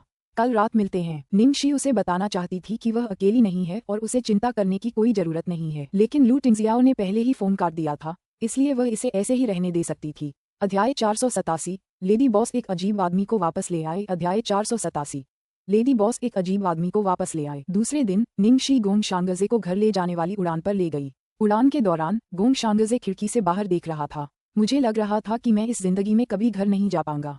निंगशी ने अपना सिर उसके हाथ पर टिका दिया और पैर हिलाते हुए बोली, हुर हुर, अब हम वापस उड़ रहे हैं। भले ही उस आदमी ने तुम्हारे कई डिजाइन ड्राफ्ट चुरा लिए हों, फिर भी वह एक दिन उनका इस्तेमाल करेगा और तुम्हारे दिमाग में हमारे पास एक अंतहीन खजाना है। गोंग शांगजे की शुरुआती उदासी उसके बगल में बैठी खुशमिजाज लड़की को देखकर आसानी से दूर हो गई और उसने सिर हिलाया। उस घटना के बाद उसे पूरी दुनिया से नफरत हो गई थी। जिंदगी में उसके साथ हुए अन्याय से नफरत हो गई थी और यहाँ तक कि खुद से भी नफरत हो गई थी। उसके दिल में इतनी नकारात्मक भावनाएं उमड़ रही थीं कि डिजाइनिंग जारी रखने की तो बात ही छोड़िए, उसका पूरा अस्तित्व ही बेकार हो गया था। उसने कभी नहीं सोचा होगा कि ऐसी साधारण दोपहर में उसकी मुलाकात उसके जैसी चमत्कारी महिला से होगी। संयोगवश अचानक उससे हुई मुलाकात ने उसे सभी कठिनाइयों और अन्याय से मुक्ति दिला दी थी। उनका मस्तिष्क जो बहुत लंबे समय से निष्क्रिय हो गया था, अचानक फिर से सक्रिय हो गया। गोंग शांगजे ने जल्दी से अपनी नोटबुक निकाली और तेजी से रेखाचित्र बनाना शुरू कर दिया। अपनी प्रेरणा को दर्ज करते हुए निंगशी चौंक गई और बोली, अरे, तुम्हें इतनी जल्दी प्रेरणा मिल गई? मुझे अचानक एक विषय सूझ गया। गोंग शांगजे ने उत्साह से कहा। जब निंगशी ने अपने बगल में बैठे लड़के की आंखों को चमकते और पहले से बिल्कुल अलग देखा तो वह दंग रह गई। फिर उसने हंसते हुए पूछा, विषय क्या है? विमान में निंगशी और गोंग शांगजे ने डिजाइन की प्रेरणाओं और स्टूडियो के संचालन पर चर्चा की। उन्होंने आने वाले दिनों के लिए मोटे तौर पर एक खाका तैयार किया। जब विमान चीन पहुंचा तब तक रात हो चुकी थी। इंपीरियल में हाल ही में बारिश हुई थी और रात का तापमान बहुत कम था। जैसे ही निंगशी हवाई अड्डे से बाहर निकली, उसका स्वागत करने वाली ठंडी हवा ने उसे छींकने पर मजबूर कर दिया। गोंग शांगजे ने जब ये देखा तो उसने जल्दी से अपना कोट उतारकर निंगशी के कंधों पर डाल दिया। बॉस, ध्यान रखना कहीं बीमार न पड़ जाओ। धन्यवाद, निंगशी ने कृतज्ञतापूर्वक कहा। बॉस, क्या हमें कार लेनी चाहिए? हमें इस समय यहाँ टैक्सी का इंतजार नहीं करना चाहिए। इसकी कोई जरूरत नहीं है, कोई हमें लेने आ रहा है।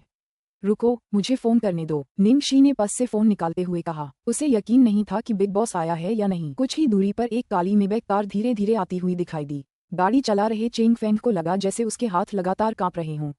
क्या ये मजाक था? वह पहले तो अपने बॉस के साथ एयरपोर्ट पर महिला बॉस का स्वागत करने के लिए खुश था, लेकिन महिला बॉस के बगल में एक अनजान आदमी क्यों था? क्या यह एक घातक कदम नहीं था जो वह उठा रही थी? उसने रियरव्यू मिरर से पीछे की सीट को ध्यान से देखा और एक सरसरी निगाह डालने के बाद उसने जल्दी से फिर से सामने की सीट की ओर देखा। उसके बॉस के चेहरे पर बहुत ही भयानक भाव थे। अरे, कितना डरावना। हालांकि बॉस को इतना गुस्सा करने के लिए दोषी नहीं ठहराया जा सकता। बॉस 3 दिन पहले से ही महिला बॉस के लौटने के दिन का इंतजार करने लगा था और उसने उसे पहले ही याद दिला दिया था कि महिला बॉस कब उतरेगी। उसे डर था कि महिला बॉस को फ्लाइट में खाना खाने की आदत नहीं है, इसलिए उसने रात का खाना तैयार करवा लिया था। फिर उसे डर था कि मौसम बहुत ठंडा होगा, इसलिए उसने कार में उसके लिए एक कंबल तैयार करवा लिया था। वह वाकई दिल से बहुत विचारशील था। पिछले कुछ दिनों से बॉस का हर फोन निश्चित रूप से महिला बॉस के आगमन की याद दिलाता था। उन्हें एक दूसरे से मिले हुए बस कुछ ही दिन हुए थे और उसकी घबराहट देखकर तो यही लगता था कि मानो बरसों से मिले ही न हों। यहाँ तक कि चेंग फेंग, जिसकी एक गर्लफ्रेंड भी थी, उसे भी लग रहा था कि वह एक अच्छा पार्टनर नहीं बन पा रहा है। पर अब चेंग फेंग की आंखें चौंककर चौड़ी हो गईं जब उसने देखा कि महिला बॉस के बगल वाला आदमी अपना कोट उतारकर महिला बॉस के कंधों पर डाल रहा है। उसके मुंह से खून निकलने ही वाला था। वह गंभीरता से विचार करने लगा कि क्या उसे कार छोड़कर भाग जाना चाहिए, इससे पहले कि चीजें बिगड़ जाएं। अध्याय 488 यह उसकी पत्नी नहीं हो सकती। अध्याय 488 यह उसकी पत्नी नहीं हो सकती। ओह बॉस, क्या आप आगे बढ़ना जारी रखना चाहते हैं? चेंग फेंग ने सावधानी से पूछा। इसके बजाय उस पर जो उबलती हुई निगाहें पड़ी वह स्पष्ट संकेत था कि उसे ऐसा नहीं करना चाहिए। लू टिंगजियाओ की बर्फीली आंखों ने उस पर खंजर चला दिए। चेंग फेंग ने तुरंत चुप हो गया और बेवकूफी भरे सवाल पूछना बंद कर दिया। बस गाड़ी चलाना जारी रखा। शांगजे, बाद में जब मेरा दोस्त जो मुझे लेने आ रहा है आएगा तो मुझे बॉस मत कहना, बस मुझे मेरे नाम से बुलाना, निंगशी ने गोंग शांगजे को याद दिलाया। आखिरकार वह बिग बॉस के सामने थी और किसी और द्वारा उन्हें बॉस कहलाना थोड़ी बेशर्मी होगी। ठीक है, समझ गया, गोंग शांगजे ने आज्ञाकारी ढंग से उत्तर दिया। क्योंकि निंगशी अपने बैग में अपना फोन ढूंढने में व्यस्त थी, उसने ध्यान नहीं दिया कि एक काली कार चुपचाप उसके बगल में आकर रुकी थी। दरवाजा खुला और चेंग फेंग सबसे पहले उतरा। वह तेजी से पीछे वाली सीट का दरवाजा खोलने के लिए आगे बढ़ा और बाहर से एक जोड़ी लंबी टांगें निकली। जब वह व्यक्ति कार से नीचे उतरा तो आसपास का वातावरण कुछ डिग्री ठंडा हो गया था। गोंग शांगजे ने अपने सामने खड़े शांतचित्त आदमी को देखा और उसे खतरा महसूस हुआ। अपनी सुरक्षात्मक प्रतिक्रिया के तहत उसने अनजाने में ही बेफिक्र निंग शी को अपने पास खींच लिया। हालांकि इस कार्रवाई के बाद सामने वाले व्यक्ति में तनाव की लहरें उठने लगीं और हवा ठंडी हो गई। गोंग शांगजे को अपने शरीर में एक सिहरन महसूस हुई और यहाँ तक कि उसकी हथेलियों में भी पसीना आने लगा। इस आदमी को क्या हुआ? निंग शी को आखिरकार अपना फोन मिल गया और उसे ऑन करके उसने लू टिंगजियाओ का नंबर ढूंढा और तुरंत उसे फोन किया। जैसे ही उसने फोन किया उसके सामने एक जानी पहचानी रिंगटोन बज उठी। निंग शी चौंक गई और उसने ऊपर देखा तो उसके सामने पथरीला लू टिंगजियाओ खड़ा था। लू टिंगजियाओ, निंग शी ने अवचेतन रूप से बुदबुदाया, फिर अपनी आंखें रगड़ी, ये सोचकर कि शायद उसकी दृष्टि विफल हो गई है। इस समय लू टिंगजियाओ के पीछे चेंग फेंग ने घबराहट से अपना चेहरा ढक लिया, विस्फोट के लिए तैयार। जब उसे यकीन हो गया कि उसके सामने वाला व्यक्ति सचमुच लू टिंगजियाओ है तो लड़की के चेहरे पर खुशी साफ झलक आई। वह खुशी से उछलकर उनके पास गई और अभिवादन किया। बिग बॉस, ये सच में आप ही हैं? मुझे लगा कि मैं गलत हूँ। मैं तो बस आपको फोन कर रही थी। गोंग शांगजे ने सोचा भी नहीं था कि निंग शी कभी किसी ऐसे व्यक्ति से मिलेगी जो पहली नजर में ही खतरनाक और असभ्य लग रहा हो। वह थोड़ा चौंके बिना नहीं रह सका। बॉक्स याओक्षी, तुम लोग एक दूसरे को जानते हो? चेंग फेंग ने उस आदमी के शब्दों पर गौर किया। वो हम यह इस आदमी की पत्नी तो नहीं हो सकती, है ना? महिला बॉस कुछ ही समय के लिए विदेश गई थी। क्या उसने पहले ही चुपके से डेटिंग शुरू कर दी थी? यह एक दुस्वप्न था। अगर चेंग फेंग को ये बात पता चल जाती तो जाहिर है लू टिंगजियाओ को भी इसका एहसास हो जाता और उसकी अभिव्यक्ति तुरंत ही शांत हो जाती।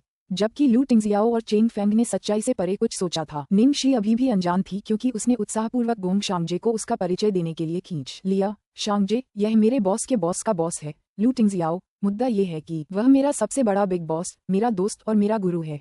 लू टिंगजियाओ के चेहरे पर कोई बदलाव नहीं आया, बल्कि वह और भी गहरा हो गया। यद्यपि निंग शी ने उसे एक महत्वपूर्ण व्यक्ति के रूप में पेश किया था, लेकिन स्पष्टतः इनमें से कोई भी उपाधि वह नहीं थी जिससे वह जाना चाहता था। ये सुनकर गोंग शांगजे दुविधा में पड़ गया। अपने बॉस के बॉस को वह कैसे संबोधित करे? आपसे मिलकर खुशी हुई, श्री लू। गोंग शांगजे ने अंततः विनम्रतापूर्वक अभिवादन किया। लू टिंगजियाओ को अपना सज्जनतापूर्ण व्यवहार बनाए रखने के लिए संघर्ष करना पड़ा। उसने अभिवादन में हल्का सा सिर हिलाया। अनुवादक के विचार। दाओवादी साथ 1 बॉस लाओ बन और पत्नी लाओ पो, दोनों के लिए पहला चीनी अक्षर लाओ बूढ़ा अगर अकेले पढ़ा जाए है। इस प्रकार चेंग फेंग अनुमान लगा रहा था कि क्या गोंग शांगजे निंग शी को अपनी पत्नी कहने वाला था जब उसका मतलब बॉस था। अध्याय 489, क्या वह संभवतः ईर्ष्यालु हो सकता है? अध्याय 489, क्या वह संभवतः ईर्ष्यालु हो सकता है? गोंग शांगजे को यह नहीं पता था कि क्या वह चीजों के बारे में बहुत ज्यादा सोच रहा था, लेकिन उसे ऐसा महसूस हुआ कि उसके सामने वाला व्यक्ति उसके प्रति घृणा का तीव्र भाव प्रकट कर रहा था। दरअसल जिस क्षण वह प्रकट हुआ था उसी क्षण से उसे तनाव बढ़ने का एहसास होने लगा था। निंग शी ने लू टिंगजियाओ से उसका परिचय कराना जारी रखा। बिग बॉस, मुझे परिचय कराने दीजिए। ये गोंग शांगजे है, वह मेरा है। इस पल निंग शी को आखिरकार एहसास हुआ कि लू टिंगजियाओ के चेहरे पर एक उग्र भाव था, लेकिन उसे भी समझ नहीं आ रहा था कि क्या हुआ है। वह थोड़ा हिचकिचाते हुए बोली, वह मेरा दोस्त है जिससे मैं लॉस एंजल्स में मिली थी। वह एक बहुत ही प्रतिभाशाली फैशन डिजाइनर है। क्या हो रहा था? लू टिंगजियाओ न सिर्फ अपने सामान्य रूप से अलग दिख रहा था, बल्कि ऐसा क्यों लग रहा था कि चेंग फेंग भी अजीब व्यवहार कर रहा था? क्या उसने कुछ गलत कहा था? निंग शी ने तुरंत बात बदल दी। बिग बॉस, आप मुझे लेने आए, जबकि पहले ही काफी देर हो चुकी थी। इतनी तकलीफ उठाने के लिए शुक्रिया। कोई परेशानी नहीं है, ये रास्ते में ही था। वह रास्ते पर? हवाई अड्डा किसी भी जगह के रास्ते में कैसे हो सकता है? निंग शी के पास कोई जवाब नहीं था जब उसने देखा कि लू टिंगजियाओ की निगाहें उसके कंधों पर टिकी हुई थीं। अब क्या हुआ? लू टिंगजियाओ ने हाथ बढ़ाया और सहजता से उसका कोट उतार दिया। फिर उसने अपना कोट उतारकर उसके कंधों पर फिर से डाल दिया। यह ज्यादा मोटा है। ओह धन्यवाद। निंग शी ने चौंकते हुए सिर हिलाया। लू टिंगजियाओ ने उसकी तरफ देखा और बिना कोई और सवाल पूछे अपनी नाराजगी को काबू में रखा। उसने उसके लिए कार का दरवाजा खोला और कहा, कार में बैठ जाओ, बाहर बहुत ठंड है। चेंग फेंग ने भी ऐसा ही किया और शॉटगन सीट का दरवाजा खोला। मिस्टर गोंग, आप यहीं बैठ जाइए। पिछली सीट पर कुछ सामान रखा है, इसलिए शायद आपके लिए जगह नहीं होगी। ठीक है, गोंग शांगजे भोला था और उसने इसके बारे में ज्यादा नहीं सोचा, तुरंत बंदूक ले ली। कार धीरे धीरे चलने लगी और एक अजीब सी खामोशी छा गई। लू टिंगजियाओ ने शॉटगन सीट पर बैठे युवक को गौर से देखा। वह साफ सुथरा और सुंदर लग रहा था, शायद निंग शी की उम्र के आसपास। जब उसने उन दोनों को पहले साथ खड़े देखा था तो वे एक दूसरे के लिए एकदम सही जोड़ी लग रहे थे। हालांकि वह इसे स्वीकार नहीं करना चाहता था। उनके रिश्ते की पुष्टि के लिए बस एक वाक्य ही काफी था, लेकिन फिर भी वह खुद से यह पूछने की हिम्मत नहीं जुटा पा रहा था। वह कोई मामूली इंसान नहीं था, उसे उसकी निजी बातों के बारे में पूछने का क्या हक था? निंग शी भले ही धीमी थी, फिर भी वह देख सकती थी कि लू टिंगजियाओ उस रात अच्छे मूड में नहीं थी, इसलिए उसने फिर से बात शुरू करने की हिम्मत नहीं की। इस प्रकार कार में भयानक सन्नाटा छा गया, जिससे सभी लोग असहज महसूस करने लगे। उस समय कार के एक कोने से चेंग फेंग केवल आंतरिक रूप से आह भर सकता था। दूसरे मास्टर, जल्दी घर आओ, मैं इसे अपने दम पर नहीं संभाल सकता। आछू। शायद पहले चल रही ठंडी हवा के कारण निंग शी को छींक आ गई। लू टिंगजियाओ ने भौहें चढ़ाईं, फिर आखिरकार चुप्पी तोड़ी। चेंग फेंग, कृपया तापमान थोड़ा बढ़ा दीजिए। उसके बाद वह एक कंबल लेकर आया और निंग शी को दे दिया ताकि वह अपनी टांगें ढक सके, क्योंकि उसने एक ड्रेस पहनी हुई थी। फिर उसने उसे वह रात का खाना दिया जो उसने बहुत पहले ही बना रखा था। निंग शी लू टिंगजियाओ की हरकतों से हैरान थी। बिग बॉस, आप अच्छी तैयारी से आए हैं। एक किसान होने के नाते मैं आपके स्नेह से दंग रह गई हूँ। चौंकिए मत, आप एक मेहनती किसान हैं और इस बार आपने बहुत अच्छा प्रदर्शन किया है। निंग शी ने खाने का डिब्बा लिया, फिर चुपके से लू टिंगजियाओ के अविश्वास भरे भावपूर्ण चेहरे पर नजर डाली और पूछा, सच में? लेकिन मुझे ऐसा क्यों लग रहा है कि तुम बहुत खुश नहीं हो? चूंकि उसने उसे पहले देखा था, उसे पहले ही लग गया था कि कुछ ठीक नहीं है। लू टिंगजियाओ ने गहरी सांस ली और अपनी भावनाओं को नियंत्रित करने की कोशिश की। खुद को तुच्छ समझने के लिए घृणा करते हुए कहा, मैं दुखी नहीं हूँ। झूठ, तुम स्पष्ट रूप से खुश नहीं हो। निंग शी ने अपने चॉपस्टिक के सिरे को काटा और धीरे से बुदबुदाए। उसकी नजर गोंग शांगजे पर पड़ी जो बंदूक लेकर बैठा था। गोंग शांगजे। अचानक उसे एक ऐसी संभावना का ख्याल आया जिसके बारे में उसने कभी सोचा भी नहीं था। बिग बॉस, क्या वह संभवतः ईर्ष्यालु हो सकता है? अध्याय 490, एक चुंबन के लिए खुद को उस पर फेंक दो। अध्याय 490, एक चुंबन के लिए खुद को उस पर फेंक दो। ये संभव नहीं होना चाहिए। उसने पहले ही उसे एक नए दोस्त के रूप में परिचय करा दिया था। भूल जाओ, अनुमान लगाने के बजाय उसे बस उसका परीक्षण करना चाहिए। निंग शी ने इसके बारे में सोचा, फिर पूछा, बिग बॉस, बताइए शांगजे और मेरी मुलाकात कैसे हुई? जैसे ही निंग शी बोल रही थी, उसने चुपके से लू टिंगजियाओ के हाव भाव देखने का मौका लिया। वह सचमुच ईर्ष्यालु था। जब उसने देखा कि लू टिंगजियाओ इतना उदास दिख रहा है कि वह इसे और नहीं छिपा सकता, तो निंग शी ने अपना चेहरा अपने हाथों में छिपा लिया और खुद को हंसने से नहीं रोक सकी। उसके दिल में लू टिंगजियाओ हमेशा से ही लंबा, ताकतवर और प्रभावशाली रहा था, जिसमें परिपक्वता और स्थिरता का भाव था। एक भिखारी से ईर्ष्या करना, ये बात उसने कभी सोची भी नहीं थी। ठीक है, ये भी उसकी गलती थी कि वह भूल गई कि साफ सफाई के बाद गोंग शांगजे काफी सुंदर था और शायद महिलाओं के लिए आकर्षण का केंद्र होगा। कैसे? लू टिंगजियाओ ऐसा लग रहा था जैसे वह जानना चाहता था, फिर भी वह जानना नहीं चाहता था। ये बहुत जटिल था। निंग शी ने अपनी ठुड्डी पकड़ी और शैतान के हाव भाव को देखा। जितना ज्यादा वो उसे देखती, उतना ही उसे वो प्यारा लगता। वो बस खुद को उस पर गिराकर उसे चूम लेना चाहती थी। वो तो मैंने सड़क पर ही उठाया था। सड़कों से उठाया गया? ये जवाब सुनकर लू टिंगजियाओ स्पष्ट रूप से बहुत हैरान हुआ। हाँ, अप्रत्याशित है ना? गोंग शांगजे, जो बगल में बैठे थे, उनकी बातचीत सुनकर हंस पड़े। अगर जियाओ शी न होती तो शायद मैं अभी भी लॉस एंजल्स की सड़कों पर भीख मांग रहा होता। जब उन्होंने ये सुना तो लू टिंगजियाओ और चेंग फेंग चौंक गए। खासकर चेंग फेंग, उसके दिमाग में किसी विदेशी प्रेम प्रसंग के बारे में जिसमें रोमांस की चिंगारी भड़क रही हो और फिर उसके अपने प्रेमी को घर लाने के विचार घूम रहे थे। उसे ऐसी चमत्कारी स्थिति की बिल्कुल भी उम्मीद नहीं थी। वास्तव में महिला बॉस इतनी अप्रत्याशित थी कि औसत व्यक्ति की विचार प्रक्रिया उस पर लागू नहीं होती थी। जब निंग शी ने देखा कि लू टिंगजियाओ का तनाव आखिरकार कम हो गया है, तो उसने गोंग शांगजे से अपनी मुलाकात की कहानी साझा की। विज्ञापन खत्म होने के बाद मैं खरीदारी के लिए तैयार थी। मैं अपनी नई ड्रेस पहनकर खुश थी कि अचानक एक भिखारी मेरे पास आया और बोला, बदसूरत। कसम से मैं बहुत गुस्से में थी। निंग शी ने लू टिंगजियाओ को पूरी कहानी विस्तार से सुनाई और लू टिंगजियाओ ने पूरी कहानी धैर्यपूर्वक ध्यान से सुनी। उन्होंने उचित उत्तर दिए और बीच बीच में प्रश्न पूछे, यहाँ तक कि गोंग शांगजे को भी बीच बीच में कुछ शब्द कहने के लिए आमंत्रित किया। कार में अचानक सर्दी का माहौल वसंत में बदल गया। चेंग फेंग ने राहत की सांस ली। खतरा टल गया था और बॉस की समझदारी फिर से काम करने लगी थी। यही हुआ तो शांगजे न सिर्फ मेरा नया दोस्त है, बल्कि मेरा भावी बिजनेस पार्टनर भी है। हमने एक फैशन डिजाइन स्टूडियो शुरू करने का फैसला किया है, जिसके लिए मैं पैसे दूंगी और वो काम करेगा। पूरी कार यात्रा के दौरान लू टिंगजियाओ के तनाव भरे चेहरे पर अब जाकर थोड़ी राहत मिली थी। कोई आश्चर्य नहीं कि वे दोनों साथ साथ देश लौट आए थे। आप अचानक स्टूडियो क्यों शुरू करना चाहते थे? लू टिंगजियाओ ने पूछा। बेशक, यह आपके लिए है। अभिनय के अलावा अचानक ही उसके मन में अन्य महत्वाकांक्षाएं जाग उठी और यह सब उसके कारण ही संभव हुआ। निंग शी ने सोचा, फिर जवाब दिया, देखिए, यह कोई अचानक उठने वाली इच्छा नहीं है। मैंने पहले भी ऐसी योजनाएं बनाई हैं। बस यूं हुआ कि इस बार परफ्यूम के विज्ञापन की फीस जारी हो गई और फिर उससे भी ज्यादा संयोग से खरीदारी करते हुए मैंने उस डिजाइनर को चुन लिया जिसकी मैं लंबे समय से प्रशंसक रही हूँ। ये तो किस्मत है। उसे स्वयं ऐसा महसूस हो रहा था कि उसकी किस्मत खराब है। अध्याय 491, क्या लिटिल ट्रेजर के साथ कुछ हुआ? अध्याय 491, क्या लिटिल ट्रेजर के साथ कुछ हुआ? निंग शी की चमकती आंखें लू टिंगजियाओ को देख रही थीं। कितना चमत्कारी। बिग बॉस, मैंने देखा है कि जब से मैं आपसे और लिटिल ट्रेजर से मिली हूँ, मेरी किस्मत अच्छी होने लगी है और मैं चाहे कुछ भी करूँ, सब ठीक ही होता है। आप दोनों मेरे भाग्यशाली सितारे होंगे, एक छोटा भाग्यशाली सितारा और एक बड़ा भाग्यशाली सितारा। लू टिंगजियाओ हंसने से खुद को रोक नहीं पाई। क्या ऐसा है? चेंग फैन की आंखों में आंसू आ गए। महिला बॉस कमाल की थी। बॉस तो सचमुच हंस रहा था, क्योंकि गोंग शांगजे के पास इंपीरियल में रहने के लिए कोई जगह नहीं थी। लू टिंगजियाओ निंगशी के साथ रीगल रिवरिया होटल के पास उसके रहने के लिए एक होटल की तलाश में गया। निंगशी दरवाजे पर खड़ी होकर हाथ हिलाते हुए बोली, शांगजे, मैं अब चलती हूँ। आज रात आराम से आराम करना, मैं कल तुम्हें ढूंढने आऊंगी। मैं तुम्हारे लिए नए कपड़े, बैग, मोबाइल फोन खरीद लाऊंगी, और जो भी तुम्हारी कमी होगी हम देख लेंगे। गोंग शांगजे भावुक हो गए। दरअसल इतनी परेशानी की कोई जरूरत नहीं है, मुझे बस रहने के लिए एक जगह चाहिए। निंगशी ने तुरंत मुंह बनाते हुए कहा, तुम ऐसा कैसे कह सकती हो? अब मैं तुम्हारी जिम्मेदारी हूँ। गोंग शांगजे की आंखों में आंसू आ गए और उन्होंने कहा, धन्यवाद बॉस। हाय। गोंग शांगजे का कमजोर व्यवहार लोगों के लिए उसे लेकर रक्षात्मक महसूस करना बहुत आसान बना देता था। निंगशी ने धीरे से कहा, अच्छा अब सो जाओ। जब वे होटल से बाहर निकले तो निंगशी ने अफसोस जताते हुए कहा, बिग बॉस, अब मुझे समझ आया कि बॉस बनना कितना अच्छा लगता है। आपका कर्मचारी होना भी बहुत बढ़िया होगा। लू टिंगजियाओ ने अवचेतन रूप से खुद से कहा। क्या? निंगशी ने उसे सुना नहीं था। हाँ, कोई बात नहीं। क्या तुमने अभी तक स्टूडियो का स्थान चुन लिया है? लू टिंगजियाओ ने पूछा। निंगशी ने सिर खुजलाते हुए जवाब दिया, अभी नहीं। यह कोई छोटी बात नहीं है, मुझे इस पर ठीक से विचार करना होगा। बाद में मुझे अपनी जरूरतें और बजट बताइए, मैं आपको कुछ उपयुक्त स्थानों की सूची बनाने में मदद कर सकता हूँ। लू टिंगजियाओ ने कहा। ये सुनकर निंगशी को स्वाभाविक रूप से बुरा लगा।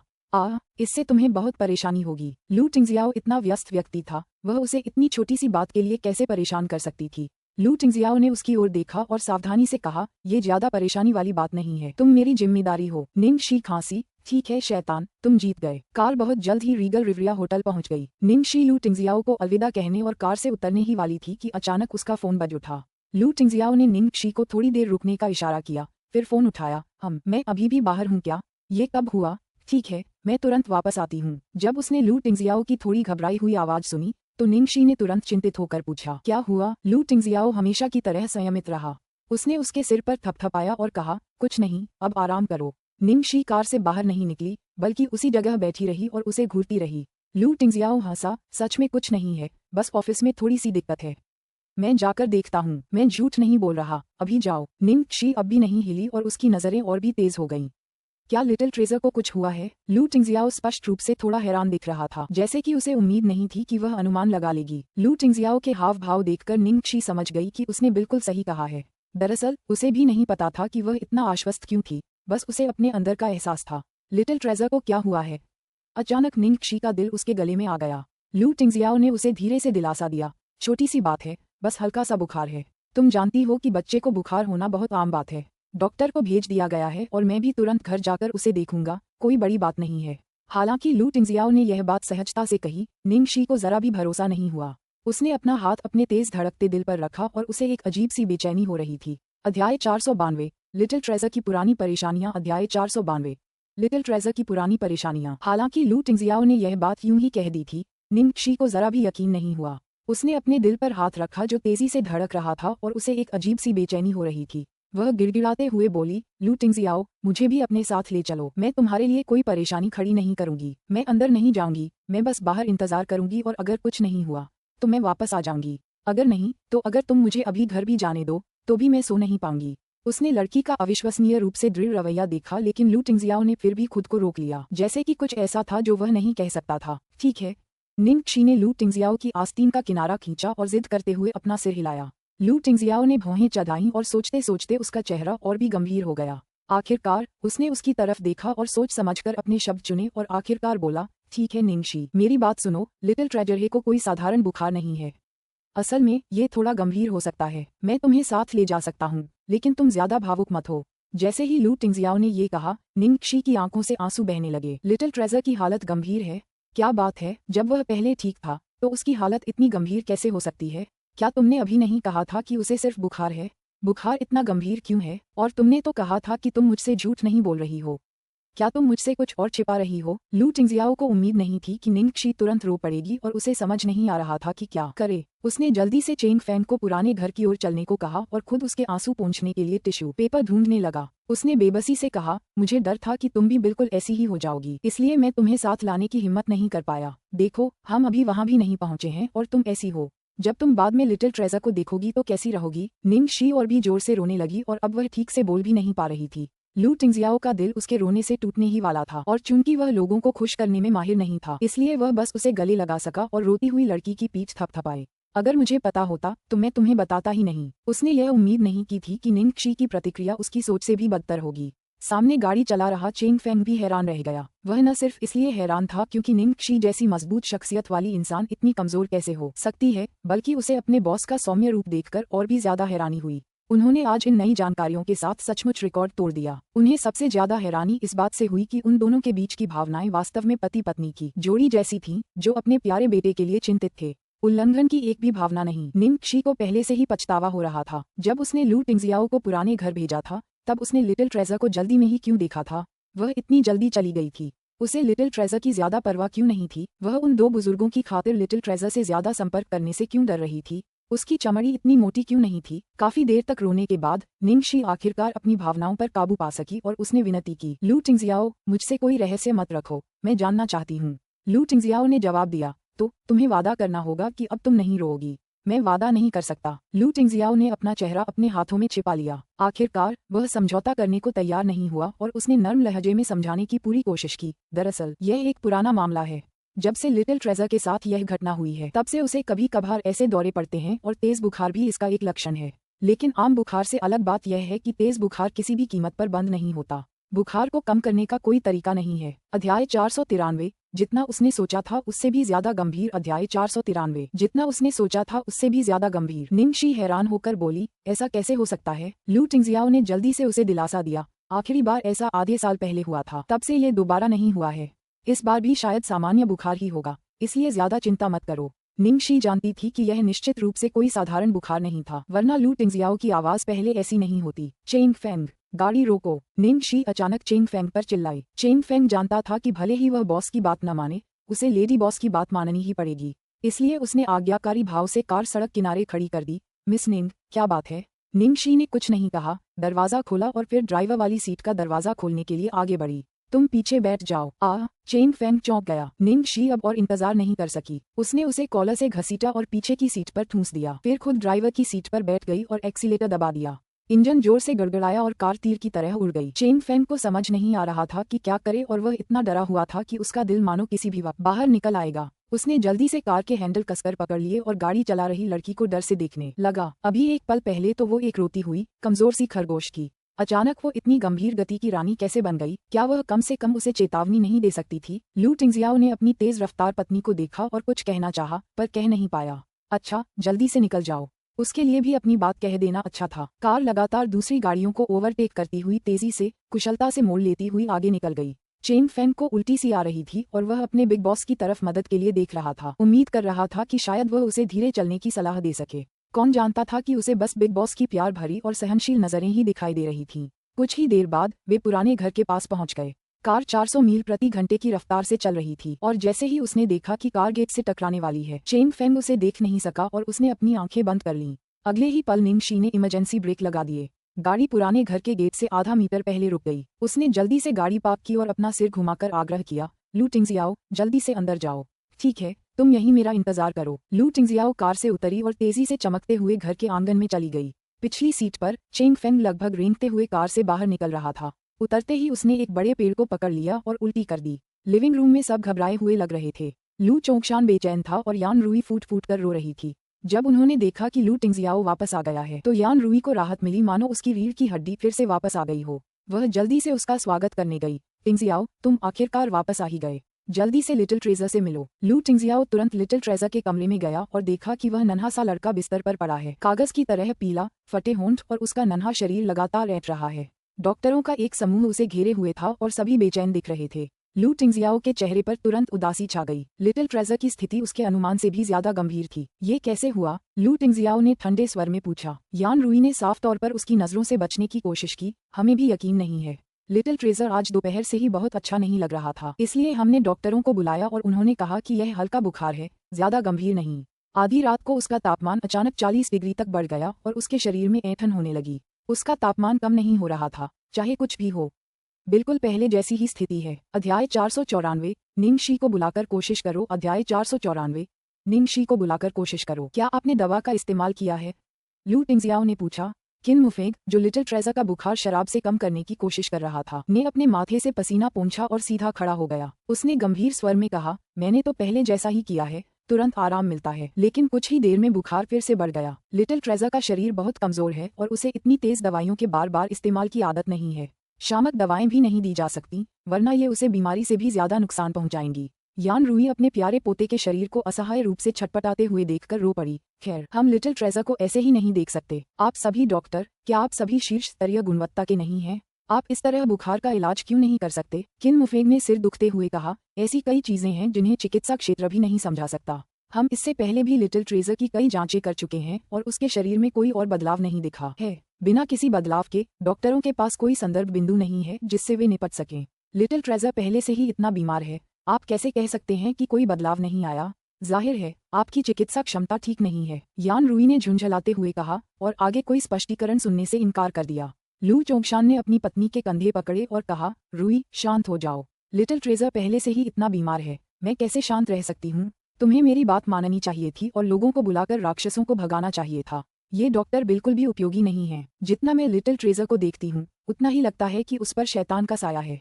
या तो ऐसा है या फिर उसने अपनी आत्मा खो दी है, यान रूई ने भावुक होकर कहा। ये सुनते ही लू चोंगशान के चेहरे के भाव बदल गए और उसने उसे डांटा। कौन सा शैतानी कब्जा और अपनी आत्मा खोना? तुम क्यों बकवास कर रही हो? लिटिल ट्रेजर आज छुट्टी पर है, वह स्कूल नहीं गया, नहीं बाहर गया, वह बस घर पर ही था। उसे कौन से शैतान मिले होंगे? यान रूई फिर भी हार नहीं मानी। तो फिर मुझे समझाओ, वजह क्या है? मैं तो इसे सच मानना ही पसंद करूंगी। लू चोंगशान का चेहरा सख्त हो गया और वह उसे याद दिलाने से खुद को नहीं रोक सका। पिछली बार जब लिटिल ट्रेजर का प्रकोप हुआ था तो मैंने आपकी बात सुनी और उसकी आत्मा को वापस बुलाने के लिए किसी माध्यम को आमंत्रित किया, और अंत में ये लिटिल ट्रेजर की बीमारी से भी बदतर निकला और आप लगभग अब भी उन सभी बकवास के बारे में कैसे सोच सकते हैं? क्या आप लिटिल ट्रेजर को मारना चाहते हैं? तो फिर चलो मास्टर जुआन जिन को आमंत्रित करते हैं। क्या तुम्हें लगता है कि मास्टर जुआन जिन कोई जादूगर है? तुम चाहो तो उसे आमंत्रित कर सकती हो, वह कभी इस तरह की चीजों में दखल नहीं देता और तुम ये जानती हो। तो फिर आप ही बताइए कि मुझे क्या करना है? जब दोनों बूढ़े लड़ रहे थे, किन मुफेंग ने लू टिंगजियाओ को एक कोने में खींच लिया और धीमी आवाज में कहा, दरअसल मुझे अभी भी लगता है कि मुख्य कारण मनोवैज्ञानिक है। मैं आपको चुपके से बता दूंगा, लिटिल ट्रेजर का ऐसा होने का कारण निराधार नहीं है। वे बस डरते थे कि आप नाराज हो जाएंगी, इसलिए उन्होंने आपको बताने की हिम्मत नहीं की। क्या तुम्हारे माता पिता पिछले कुछ समय से तुम्हारे लिए कोई जीवनसाथी ढूंढने में व्यस्त नहीं थे? खैर, आज मैडम झूंग तुम्हारे घर आईं और अपनी बेटी झूंग के एर को भी साथ लाईं। मुझे लगता है कि लिटिल ट्रेजर गलती से उनसे टकरा गया होगा और उसे गुस्सा आ गया होगा। लू टिंगजियाओ की गर्दन की नसें झुंझलाहट से फूल उठीं। वे दोनों उसके सबसे करीबी परिवार के सदस्य थे, फिर भी तकनीकी रूप से यह घटना उन्हीं की वजह से हुई थी। अब वे दोनों बुजुर्ग इतने डरे हुए थे कि कभी भी बीमार पड़ सकते थे। वह एक शब्द भी बुरा नहीं कह सका। छोटा खजाना महत्वपूर्ण है, बस निंगशी को बुलाकर मदद करने की कोशिश करो। किन मुफेंग ने अपनी अंतिम राय व्यक्त की। लू टिंगजियाओ ने भौहें चढ़ाईं और थोड़ा निराश स्वर में कहा, मुझे डर है कि अगर वह आ गई तो एक की बजाय 2 बीमार लोग होंगे। बस ये सुनकर ही वो सहम गई। अगर वो सचमुच लिटिल ट्रेजर को इस हालत में देखती तो उसे कितना दुख होता। अध्याय 495, हल्के से छोटी बन को अपनी बाहों में जकड़ लिया। अध्याय 495, हल्के से छोटी बन को अपनी बाहों में जकड़ लिया। डांट खाने के बाद किन मुफेंग ने अपनी नाक रगड़ी, लेकिन अब कोई और बेहतर विकल्प नहीं है। दरअसल उसे पता था कि उसका सुझाव लागू करना बहुत मुश्किल था। उसके लिए उसे बोल पाना भी बहुत मुश्किल था। विचारों की एक गहरी लड़ाई के बाद ही उसने यह बात कही। खुद एक मनोवैज्ञानिक होने के नाते आखिरकार उसे निंगशी जैसी किसी मनोवैज्ञानिक पर निर्भर रहना पड़ा, जो उस पेशे से बाहर की थी। उसे खुद पर सचमुच शर्म आ रही थी। लिटिल ट्रेजर की हालत लगातार गंभीर होती देख यान रूई तब तक रोती रही जब तक वह थक कर बेहोश न हो गई। लू चोंगशान भी हिल गई थी और अब और नहीं रुक सकती थी। लू टिंगजियाओ ने मन ही मन गाली दी और अंत में निंगशी को जियोशी कहा। लू टिंगजियाओ, लिटिल ट्रेजर कैसा है? क्या वो ठीक है? क्या ये कोई बड़ी बात नहीं है? निंगशी ने अधीरता से एक ही सांस में पूछा। लू टिंगजियाओ के लिए ये कहना मुश्किल था, तुम बस अंदर आओ। रुको, मैं तुम्हें लेने के लिए बाहर जाता हूँ। फोन रखने के बाद लू टिंगजियाओ जल्दी से दरवाजे से बाहर चला गया।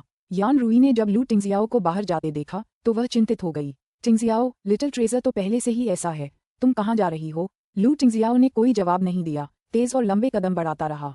उसने मुड़कर भी नहीं देखा और बस बाहर चला गया। आंगन के गेट पर निंगशी कार से उतरकर बाहर इधर उधर टहल रही थी। वह बीच बीच में घबराई हुई आंगन की तरफ देख रही थी। आखिरकार उसने लू टिंगजियाओ की परछाई देखी। लिट इससे पहले कि निंगशी कुछ और कह पाती, लू टिंगजियाओ ने आंगन का गेट खोल दिया और बिना कुछ कहे उसका हाथ पकड़कर अपने साथ अंदर चला गया। निंगक्षी अवाक रह गई जब उसने देखा कि लू टिंगजियाओ ने उसका हाथ कसकर पकड़ रखा है और वह मोटे तौर पर अनुमान लगा सकती थी कि अंदर क्या स्थिति होगी। लिटिल ट्रेजर की हालत शायद उससे भी ज्यादा गंभीर थी, जितनी उसने कभी कल्पना भी नहीं की थी। डर की एक लहर जो उसने पहले कभी महसूस नहीं की थी, उसके पैरों से उसके दिल तक उठी। इस समय लिटिल ट्रेजर का कमरा अराजकता की स्थिति में था।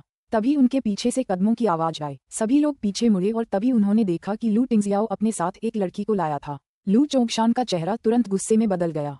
तुम इस औरत को यहाँ क्यों लाए हो? क्या तुम्हें लगता है कि लिटिल ट्रेजर की हालत ज्यादा गंभीर नहीं है? लू चोंगशान के लिए निंगशी की उपस्थिति संभवतः किसी चुड़ैल या माध्यम से भी बदतर थी। हालांकि यान रुई खुश नहीं थी, फिर भी उसने लू चोंगशान की तरह उसे उतनी शिद्दत से अस्वीकार नहीं किया। उसने पूरी तरह से अपनी सारी समझदारी खो दी थी। लू चोंगशान ने भारी सांस ली और दहाड़ा, उसे तुरंत यहाँ से निकालो। लू टिंगजियाओ ने निंगक्षी का हाथ कसकर पकड़ लिया और कुछ कहने ही वाला था कि निंगक्षी ने अपना सिर हिलाया और फिर उसके हाथ से छूट गई। निंगक्षी उस समय नहीं टूटी जैसा कि लू टिंगजियाओ ने अनुमान लगाया था। इसके बजाय उसे बिस्तर पर गंभीर रूप से बीमार पड़ी लिटिल ट्रेजर के प्रति निंगक्षी का शांत रवैया देखने की उम्मीद नहीं थी। उसे लू चोंगशान की शिकायतों और जोरदार डांट फटकार की भी परवाह नहीं थी। लू टिंगजियाओ के हाथ से छूटकर वह लिटिल ट्रेजर के बिस्तर की ओर बढ़ी। हालांकि वह स्पष्ट रूप से एक कमजोर और कोमल लड़की की तरह दिख रही थी। उसकी आंखें दृढ़ संकल्प से भरी हुई थीं, इस हद तक कि सभी डॉक्टर और किसान जिन्होंने लू चोंगशान के आदेश सुने थे और निंगक्षी का रास्ता रोकना चाहते थे, सभी ने उसके लिए रास्ता बना दिया। जब लू चोंगशान ने ये देखा तो वह गुस्से से बोला, यहीं रुक जाओ। तुम क्या कर रहे हो? क्या तुम सबने मेरी बात नहीं सुनी? किसने कहा कि तुम उसे अंदर आने दे सकते हो? लू टिंगजियाओ ने अपना हाथ बढ़ाया और अपने पिता को रोक दिया जो बाहर भागने वाले थे। तभी निंगक्षी लिटिल ट्रेजर के बिस्तर के पास बैठ गई। पहले उसने जल्दी से उसका कोट उतारा, फिर लिटिल ट्रेजर पर रखे मोटे कंबल के नीचे हाथ डाला। आखिर में उसने उस बुखार से ग्रस्त कोमल नन्हे बच्चे को बड़ी सावधानी से अपनी बाहों में भर लिया। अध्याय 496 माँ तुमसे प्यार करती है, माँ तुम्हें पसंद करती है। अध्याय 496 माँ तुमसे प्यार करती है, माँ तुम्हें पसंद करती है। लू चोंगशान को उस लड़की पर इतना गुस्सा आया कि उसने उसकी चेतावनियों को अनसुना कर दिया, यहाँ तक कि अपनी गंदी हथेलियों से लिटिल ट्रेजर को अपनी मर्जी से छू लिया। वह उस पर दहाड़ने ही वाला था कि पता नहीं क्यों अचानक चुप हो गया। हालांकि नन्हा बन बुखार की वजह से काफी देर तक असमंजस में था, फिर भी एक बार जब निंगक्षी ने उसे अपनी बाहों में भर लिया तो उसे ऐसा लगा जैसे अवचेतन में उसे पता चल गया हो कि कौन उसे गले लगा रहा है। उसने तुरंत अपने गर्म नन्हे हाथों से निंगक्षी के कपड़ों का किनारा कसकर पकड़ लिया और उसका बुखार से ग्रस्त नन्हा चेहरा निंगक्षी की बाहों में समा गया। निंगक्षी बस शांत होने का नाटक कर रही थी, लेकिन लिटिल ट्रेजर के अवचेतन मन में खुद को उसके करीब खींचने की छोटी सी हरकत ने एक पल के लिए उसका मुखौटा फीका कर दिया। क्योंकि वहां अभी भी बहुत सारे लोग मौजूद थे, वह खुद को रोक नहीं पाई और उसकी आंखें जिद्दी आंसुओं से भर गईं। इस वक्त निंगक्षी ने अपने आसपास के लोगों की नजरों की परवाह करना पूरी तरह से छोड़ दिया था। उसे न तो डॉक्टरों की परवाह थी, न ही पिता लू और माँ लू की, जो गुस्से से देख रहे थे। उसकी आंखें और दिल बस उस कमजोर और तड़पते हुए छोटे बच्चे पर टिके थे जो उसकी गोद में था। निंगक्षी ने छोटे बन को और भी कसकर गले लगाया, फिर छोटे बन के माथे और छोटे चेहरे को चूमने के लिए झुकी और फिर बहुत ही कोमल स्वर में बोली, बेबी आंटी यहाँ है, चिंता मत करो। ऐसा लग रहा था जैसे उसकी आवाज में किसी व्यक्ति को शांत करने की विशेष शक्ति थी, क्योंकि न केवल लिटिल ट्रेजर बल्कि वहाँ उपस्थित सभी लोगों को ऐसा महसूस हो रहा था कि उसकी आवाज सुनकर उनकी हताशा और अराजकता शांत हो गई है। लू चोंगशान अभी भी वहीं अविचल खड़ा था और वह क्षण भर के लिए अपने गुस्से को भूल गया। नन्हा बन निंगक्षी की गोद में सिमटा हुआ था, जबकि उसका नन्हा शरीर हल्का हल्का कांप रहा था। हालांकि उसके चेहरे का भाव पहले वाले भाव से बिल्कुल अलग था, जब वह किसी बुरे सपने में तड़प रहा था। अभी वह आश्वस्त और संतुष्ट लग रहा था। निंगक्षी ने अपनी मुद्रा ठीक की, खड़ी हुई और छोटे बन का सिर अपने कंधों पर टिका दिया। लू टिंगजियाओ ने निंगक्षी को छोटे बच्चे को आरामदायक स्थिति में लाने में मदद की, फिर अपने बेटे को ढकने के लिए बिस्तर पर से कंबल उठाया। उसके बाद निंगक्षी कमरे में घूमने लगी और चलते हुए उसने धीरे से गाना शुरू किया, सो जाओ सो जाओ मेरे प्यारे बच्चे, मम्मी के हाथ तुम्हें धीरे से हिलाएंगे। सो जाओ मेरे प्यारे बच्चे, माँ की बाहें हमेशा तुम्हारी रक्षा करेगी। सो जाओ मेरे प्यारे बच्चे, मम्मी तुम्हें प्यार करती है, मम्मी तुम्हें पसंद करती है। ये औरत खुद को लिटिल ट्रेजर की माँ कहने में कितनी हिम्मत है, कितनी बेशर्म। लू चोंगशान को गुस्सा आना चाहिए था, पर पता नहीं क्यों जब उसने उस औरत को लिटिल ट्रेजर को गोद में लिए लोरी गाते हुए घूमते देखा तो उसके अंदर की आग भड़की नहीं, बल्कि उसे लगा कि वो इस पल को खराब करके उन्हें परेशान नहीं करना चाहता। किनारे पर खड़े सभी डॉक्टरों और कर्मचारियों, विशेषकर महिला कर्मचारियों की आंखों में आंसू आ गए जब उन्होंने देखा कि छोटे बच्चे का सिर लड़की के कंधे पर टिका हुआ है और उसका चेहरा विश्वास और प्रेम से भरा हुआ है। नन्हे मालिक की हालत कितनी दयनीय है, इतनी छोटी सी उम्र से ही माँ के प्यार के बिना जीना पड़ रहा है। सच में ऐसे समय में माँ का आलिंगन, चुंबन और कोमल लोरी किसी भी चमत्कारी दवा से भी ज्यादा असरदार होनी चाहिए। उन्होंने तो ये भी सोचा कि यदि यह महिला सचमुच लिटिल मास्टर की माँ है तो यह एकदम सही होगा। यान रुई के चेहरे पर अजीब सा भाव था जब उसने अपने प्यारे पोते को निंगक्षी के कंधे पर लेटे हुए देखा, जो धीरे धीरे शांत हो रहा था और उसके शरीर में ऐंठन भी बंद हो गई थी। तो उसे अचानक मास्टर जुआन जिंग के पिछले दिनों कहे शब्द याद आ गए। सौभाग्य से परे, सौभाग्य से परे। अध्याय 497। अभी भी निंगक्षी को नहीं छोड़ सका। अध्याय 497। अभी भी निंगक्षी को नहीं छोड़ सका। निंगक्षी कोई डॉक्टर नहीं थी, इसलिए उसे बीमारियों का इलाज करना नहीं आता था और वह अपनी पूरी क्षमता से केवल उस छोटे बच्चे को सांत्वना दे सकती थी। इसके अलावा उनके बीच एक प्रकार की टेलीपैथी भी थी जिसे वह भी वास्तव में समझ नहीं पाए। जब नन्हा बन थोड़ी सी भी हरकत करता, खांसता, भौहें चढ़ाता या सांसों की गति में भी फर्क पड़ता तो वह स्वाभाविक रूप से समझ जाती कि उसे कहाँ असुविधा हो रही है। वह अपनी स्थिति बदल लेती या लू टिंगजियाओ को नन्हे बन को कंबल से ढकने देती या नन्हे बन के कान में कुछ बुदबुदाक उसे इशारा करती कि वह अभी भी यहाँ है। निंगक्षी के आने से पहले वह नन्हा बन बिस्तर पर पड़ा था और उसका पूरा शरीर अस्थिर अवस्था में था। चाहे कितने भी लोग उसकी देखभाल करते और उसकी परवाह करते, वह फिर भी शांत नहीं हो पा रहा था। अब जब वह निंगक्षी की गोद में था, उसका नन्हा सिर उसके कंधे पर टिका हुआ था और वह बहुत शांत और सहज लग रहा था। वह एक मीठी नींद में भी सो गया। जो डॉक्टर किनारे से देख रहे थे, उन्होंने एक दूसरे की ओर देखा और राहत की सांस ली, लेकिन साथ ही वे सभी पूरी तरह से चुप रहे, एक भी आवाज करने से डरते रहे। इस बात से चिंतित थे कि वे छोटे बच्चे को फिर से जगा देंगे। अगर आज रात लिटिल मास्टर को सचमुच कुछ हो गया होता तो पूरा घर कत्ल हो जाता। लिटिल ट्रेजर की इस हालत का सबसे गंभीर कारण बुखार नहीं, बल्कि उसकी भावनाएं थीं जो उस समय भी बहुत ज्यादा तनावपूर्ण थीं, जब उसका शरीर अपनी सबसे कमजोर अवस्था में था और उसे आराम की जरूरत थी। अगर उसे नींद नहीं आती तो चाहे कोई भी बीमारी हो, उसका ठीक होना मुश्किल होता। हालांकि निंगक्षी की उपस्थिति ने स्पष्ट रूप से सबसे महत्वपूर्ण समस्या का समाधान कर दिया था। निंगक्षी कुछ देर से उस छोटे बन को उठा रही थी और उसे सहला रही थी और लू टिंगजियाओ ने देखा कि उसने अपनी बाहें थोड़ी असहजता से हिलाई थीं। बेशक उसका हाथ कैसे नहीं थक सकता था। लू टिंगजियाओ ने लिटिल ट्रेजर का बिस्तर तैयार किया और निंगक्षी को उसे सुलाने का संकेत दिया। निंगक्षी ने अपने आलिंगन में लिपटे नन्हे बन को देखा और पाया कि उसकी सांसें स्थिर हो गई थीं और वह पूरी तरह सो गया था। फिर वह धीरे धीरे पलंग के पास गई, झुकी और ध्यान से नन्हे बन को बिस्तर पर लिटा दिया। लू चोंगशान और यान रुई ने जब ये देखा तो वे शांत हो गए। हालांकि जैसे ही निंगक्षी ने छोटे बन को बिस्तर पर रखा, उस छोटे बच्चे का शांत चेहरा तुरंत सिकुड़ गया और उसका शरीर फिर से कांपने लगा। लिटिल ट्रेजर को फिर से दौरा पड़ता देख दोनों बूढ़े डर गए। इससे पहले कि वे संभल पाते, एक और दौरा पड़ गया। निंगक्षी ने जाहिर तौर पर सबसे पहले इस बात को नोटिस किया, इसलिए उसने फौरन उस छोटे बन को फिर से गले लगा लिया और उसे थपथपाने लगी और फिर से गाना गाने लगी। हालांकि वो काफी असहाय थी, फिर भी उसमें अधीरता के कोई लक्षण नहीं थे। हालांकि लू टिंगजियाओ अपने बेटे के लिए चिंतित था, लेकिन वह अपनी पत्नी के लिए भी परेशान था, इसलिए वह चला गया और निंगक्षी को बिस्तर पर बैठा दिया। क्या है? निंगक्षी ने छोटे बन को गले लगाया और शक भरी नजरों से देखा। अगले ही पल उसकी आंखें चौंककर चौड़ी हो गईं। लू टिंगजियाओ नीचे बैठ गया और खुद उसके लिए जूते उतारने लगा। बेशक निंगक्षी से भी ज्यादा हैरान कमरे में चुपचाप खड़े बाकी सभी लोग थे, साथ ही शैतान के माता पिता भी। केवल किन मुफेंग ने अपनी नाक रगड़ी और भले ही यह एक अप्रत्याशित दृश्य था, लेकिन वह पहले से ही इसका आदी था। लू टिंगजियाओ ने निंगक्षी को जूते उतारने में मदद करने के बाद उसके पैरों को हल्के से बिस्तर पर रखा और उसके पीछे 2 मुलायम तकिए रख दिए ताकि वह बिस्तर के फ्रेम पर टिक सके। फिर उसने उसे आरामदायक स्थिति में बिठाया और फिर उसे कंबल से ढक दिया। वह गंभीर लग रहा था जब उसने सख्त लहजे में, जो मना करना बर्दाश्त नहीं कर सकता था, कहा, तुम्हें भी थोड़ी देर सो लेना चाहिए। तुम फ्लाइट से उतरते ही दौड़कर आ गई और अभी तक आराम भी नहीं किया। ओह! निंगक्षी ने अपनी गोद में बैठे नन्हे बन को गले लगाया और मुलायम तकिए में दुबक गई। उसे वाकई बहुत आराम महसूस हो रहा था। अध्याय 498। ये लड़की हमारे छोटे खजाने को आशीर्वाद दे सकती है। अध्याय 498। ये लड़की हमारे छोटे खजाने को आशीर्वाद दे सकती है। ओह! निंगक्षी ने अपनी गोद में बैठे नन्हे बन को गले लगाया और मुलायम तकिए में दुबक गई। उसे वाकई बहुत आराम महसूस हो रहा था। दुर्भाग्य से उसके चारों ओर की तीखी निगाहें थोड़ी भारी थीं। लू टिंगजियाओ ने सख्ती से हाथ हिलाया और सभी लोग तुरंत सदमे से उबर गए और घबराए हुए बाहर चले गए। वे मन ही मन बस यही सोच रहे थे, ये औरत कौन थी जिसे बड़े मालिक वापस लाए थे। न केवल वह छोटे मालिक को अपने पास आते ही मनाने में सफल रही, बल्कि उसने बड़े मालिक को भी, जो मानवीय भावनाओं से शून्य प्रतीत होते थे, अपने साथ इतना सौम्य व्यवहार करने पर मजबूर कर लिया। क्या ये हो सकता है कि यह महिला हमारे छोटे मालिक की जैविक माँ हो? नौकरानियों में से एक ने अपने चेहरे पर एहसास के भाव के साथ कहा। ये संभव नहीं है। क्या उन्होंने यह नहीं कहा था कि लिटिल मास्टर की जैविक माँ का बहुत पहले देहांत हो चुका है? वरना कौन सी औरत इतनी क्रूर होगी कि अपने ही बच्चे को त्याग दे? वास्तव में हमारे बड़े मास्टर एक बहुत अच्छे आदमी हैं। शायद कुछ ऐसा है जो उजागर नहीं किया जा सकता। तुम लोगों का जीना तो बंद हो गया। ऐसी बातें करने की तुम्हारी हिम्मत कैसे हुई? अगर मालिक और मैडम लू को पता चल गया तो घर से निकाल दिए जाने के लिए तैयार रहना। एक उच्च पदस्थ नौकरानी ने उन्हें डांटा और तुरंत सब चुप हो गए। लू परिवार में लिटिल मास्टर की मां के बारे में बात करना एक अवर्णनीय वर्जित विषय था। निंगक्षी की यात्रा और आज रात उस छोटे बच्चे से मिले झटके ने उसे काफी थका दिया था।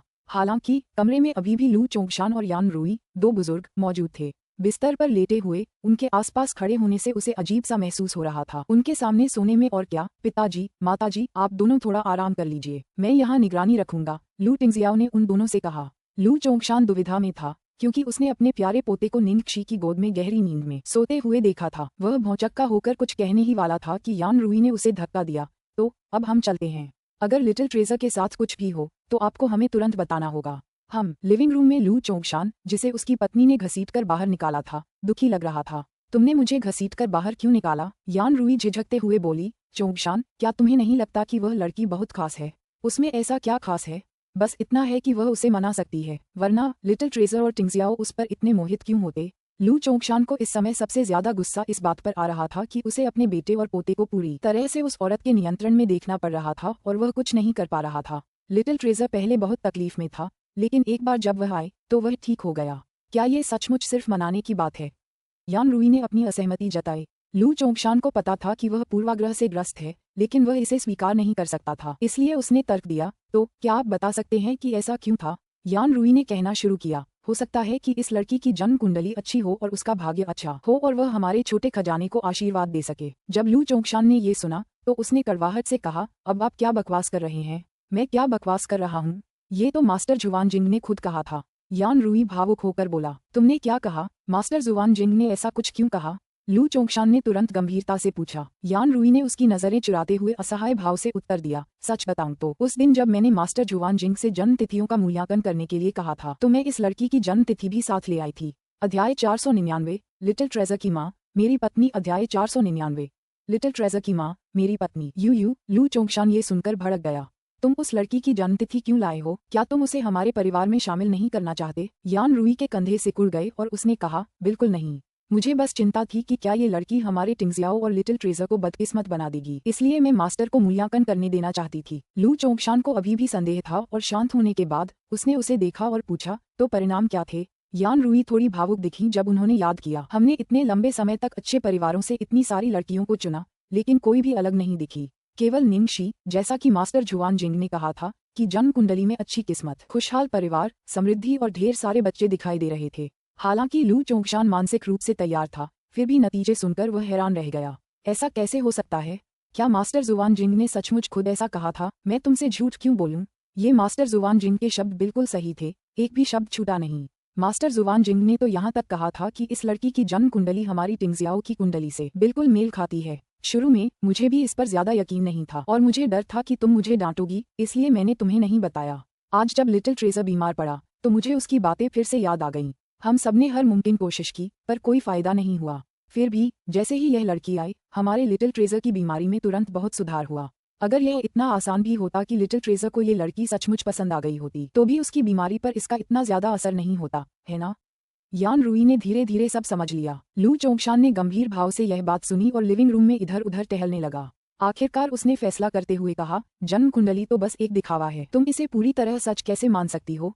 इस बारे में फिर कभी जिक्र मत करना। इसके अलावा लिटिल ट्रेजर पूरी तरह ठीक हुआ है या नहीं, यह अभी पता नहीं है। अगर बाद में उसे कोई बीमारी हो गई तो क्या होगा? अरे, क्या तुम अपने पोते को ऐसा श्राप नहीं दे सकते? यान रुई ने तुरंत अपने पति को डांटा और असंतुष्ट दिखी। मैं बस लिटिल ट्रेजर के बारे में चिंतित था। लू चोंगशान ने देखा कि उसने भी गलत बात कही थी और वह शर्मिंदा था। लू चोंगशान ने यान रुई की कही बातों पर विचार करते हुए सोचा। वह दुविधा में दिख रहा था और आखिरकार उसने अपनी पत्नी को गंभीरता से देखा और चिल्लाया, जन्म कुंडली जैसी बातें निराधार होती हैं। हालांकि किसी के असली चरित्र को हर तरह के पहलुओं से देखा जा सकता है।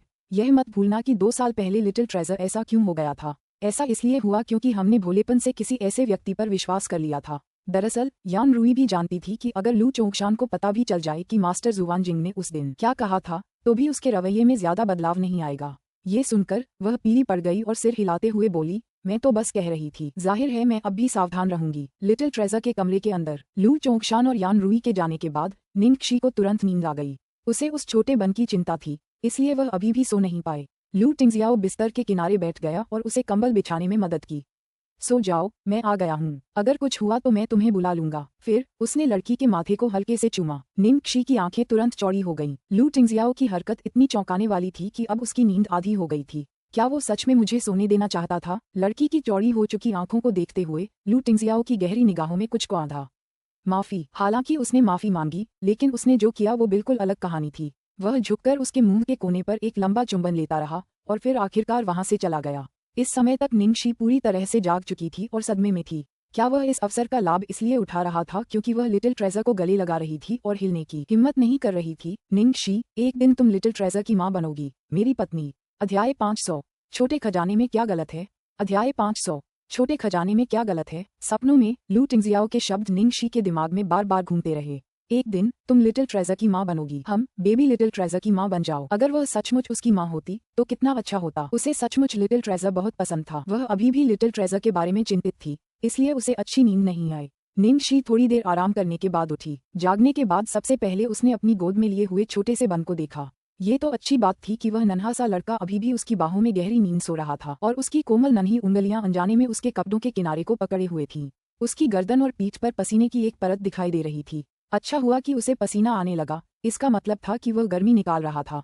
निंगशी ने ये सोचा और तुरंत छोटे बन के माथे को छुआ। ऐसा लगा जैसे उसका तापमान काफी कम हो गया हो। लू टिंगजियाओ जमीन से छत तक चौड़ी खिड़की पर खड़ा आसमान की ओर देख रहा था, जहां से रोशनी की एक किरण निकल रही थी। जब उसने बिस्तर से हलचल सुनी तो वह तुरंत उसके पास गया। तुम जाग रही हो? निंगशी ने छोटे बन के माथे को छुआ और धीरे से आग्रह किया। लू टिंगजियाओ, देखो कि बच्चे का बुखार थोड़ा कम हुआ है या नहीं। मुझे लगता है कि लिटिल ट्रेजर के शरीर में पहले जैसा बुखार नहीं है। लू टिंगजियाओ ने सिर हिलाया और अपनी बड़ी हथेली से अपने बेटे का माथा सहलाया। उसके चेहरे पर हल्की सी मुस्कान आ गई। उसका बुखार कम हो गया है, चिंता मत करो, मैं डॉक्टर को बुलाकर जांच करवाता हूँ। हम निंगशी ने सिर हिलाया। लू टिंगजियाओ थोड़ी देर के लिए बाहर गया। जब वह वापस लौटा तो उसके पीछे किन मुफेंग और 2 अन्य डॉक्टर भी थे। किन मुफेंग ध्यानपूर्वक एक थर्मामीटर लेकर आया। लू टिंगजियाओ ने थर्मामीटर उठाया और उसे सावधानी से लिटिल ट्रेजर की बगल में रख दिया। कुछ ही देर बाद परिणाम में उसका तापमान 37.8 डिग्री बताया गया। हालांकि अभी भी हल्का बुखार था, लेकिन पिछले 40 डिग्री बुखार से काफी बेहतर था। दरअसल बिना किसी दवा के बुखार कम हो गया था और यह कोई आसान काम नहीं था। फिर अन्य 2 डॉक्टरों ने लिटिल ट्रेजर की फिर से विस्तृत जांच की। कल रात की जांच के बाद डॉक्टर अधिक आशावादी दिखे और उन्होंने बताया, इस समय लिटिल मास्टर की हालत स्थिर हो गई है, लेकिन हमें अभी भी कम से कम कल तक यानी 24 घंटे के बाद तक निगरानी जारी रखनी होगी। इस समय लू चोंगशान और यान रुई को खबर मिल गई थी और वे भी दौड़े दौड़े अंदर आए। उन्होंने जल्दी से थर्मामीटर देखा और जब उन्होंने देखा कि तापमान कम हो गया है तो उन्होंने राहत की सांस ली। हाँ, हमें अभी भी निगरानी जारी रखनी चाहिए। सावधानी बरतना सबसे अच्छा है। कौन जानता है कि बुखार वापस आएगा या नहीं, क्योंकि इससे पहले भी इसमें उतार चढ़ाव हो रहा था। यान रुई ने चिंतित होकर कहा। लू चोंगशान ने सहमति में सिर हिलाया। रात भर तनाव में रहने के बाद आखिरकार वे थोड़ा आराम कर पाए। उसने कल्पना भी नहीं की थी कि लिटिल ट्रेजर के साथ सचमुच कुछ हो जाएगा। इस समय निंगशी, जो बिस्तर पर छोटे बन को गले लगा रही थी, अचानक भौहें चढ़ाकर चिल्लाई। तुरंत ही सभी की घबराई निगाहें उस पर पड़ गईं। यान रुई, क्या हुआ?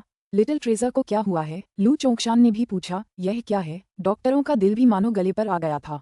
इस नन्हे वारिस को कुछ नहीं होना चाहिए। सबकी चिंता भरी निगाहों को देखते हुए निंगशी कुछ कहना चाहती थी, लेकिन रुक गई। उसने अजीब तरह से देखा और सबको और भी चिंतित होकर उससे सवाल पूछने पर मजबूर कर दिया। आखिरकार लू टिंगजियाओ बिना कुछ बोले वहां आ गया। पहले उसने अपनी आस्तीनें ऊपर चढ़ाईं, फिर निंगशी का कंबल खींचकर हटा दिया। उसकी हरकतें बहुत स्वाभाविक लग रही थीं। उसने उसके पैरों की मालिश शुरू कर दी और शांत स्वर में पूछा, क्या तुम्हारे पैर सुन्न हो गए हैं?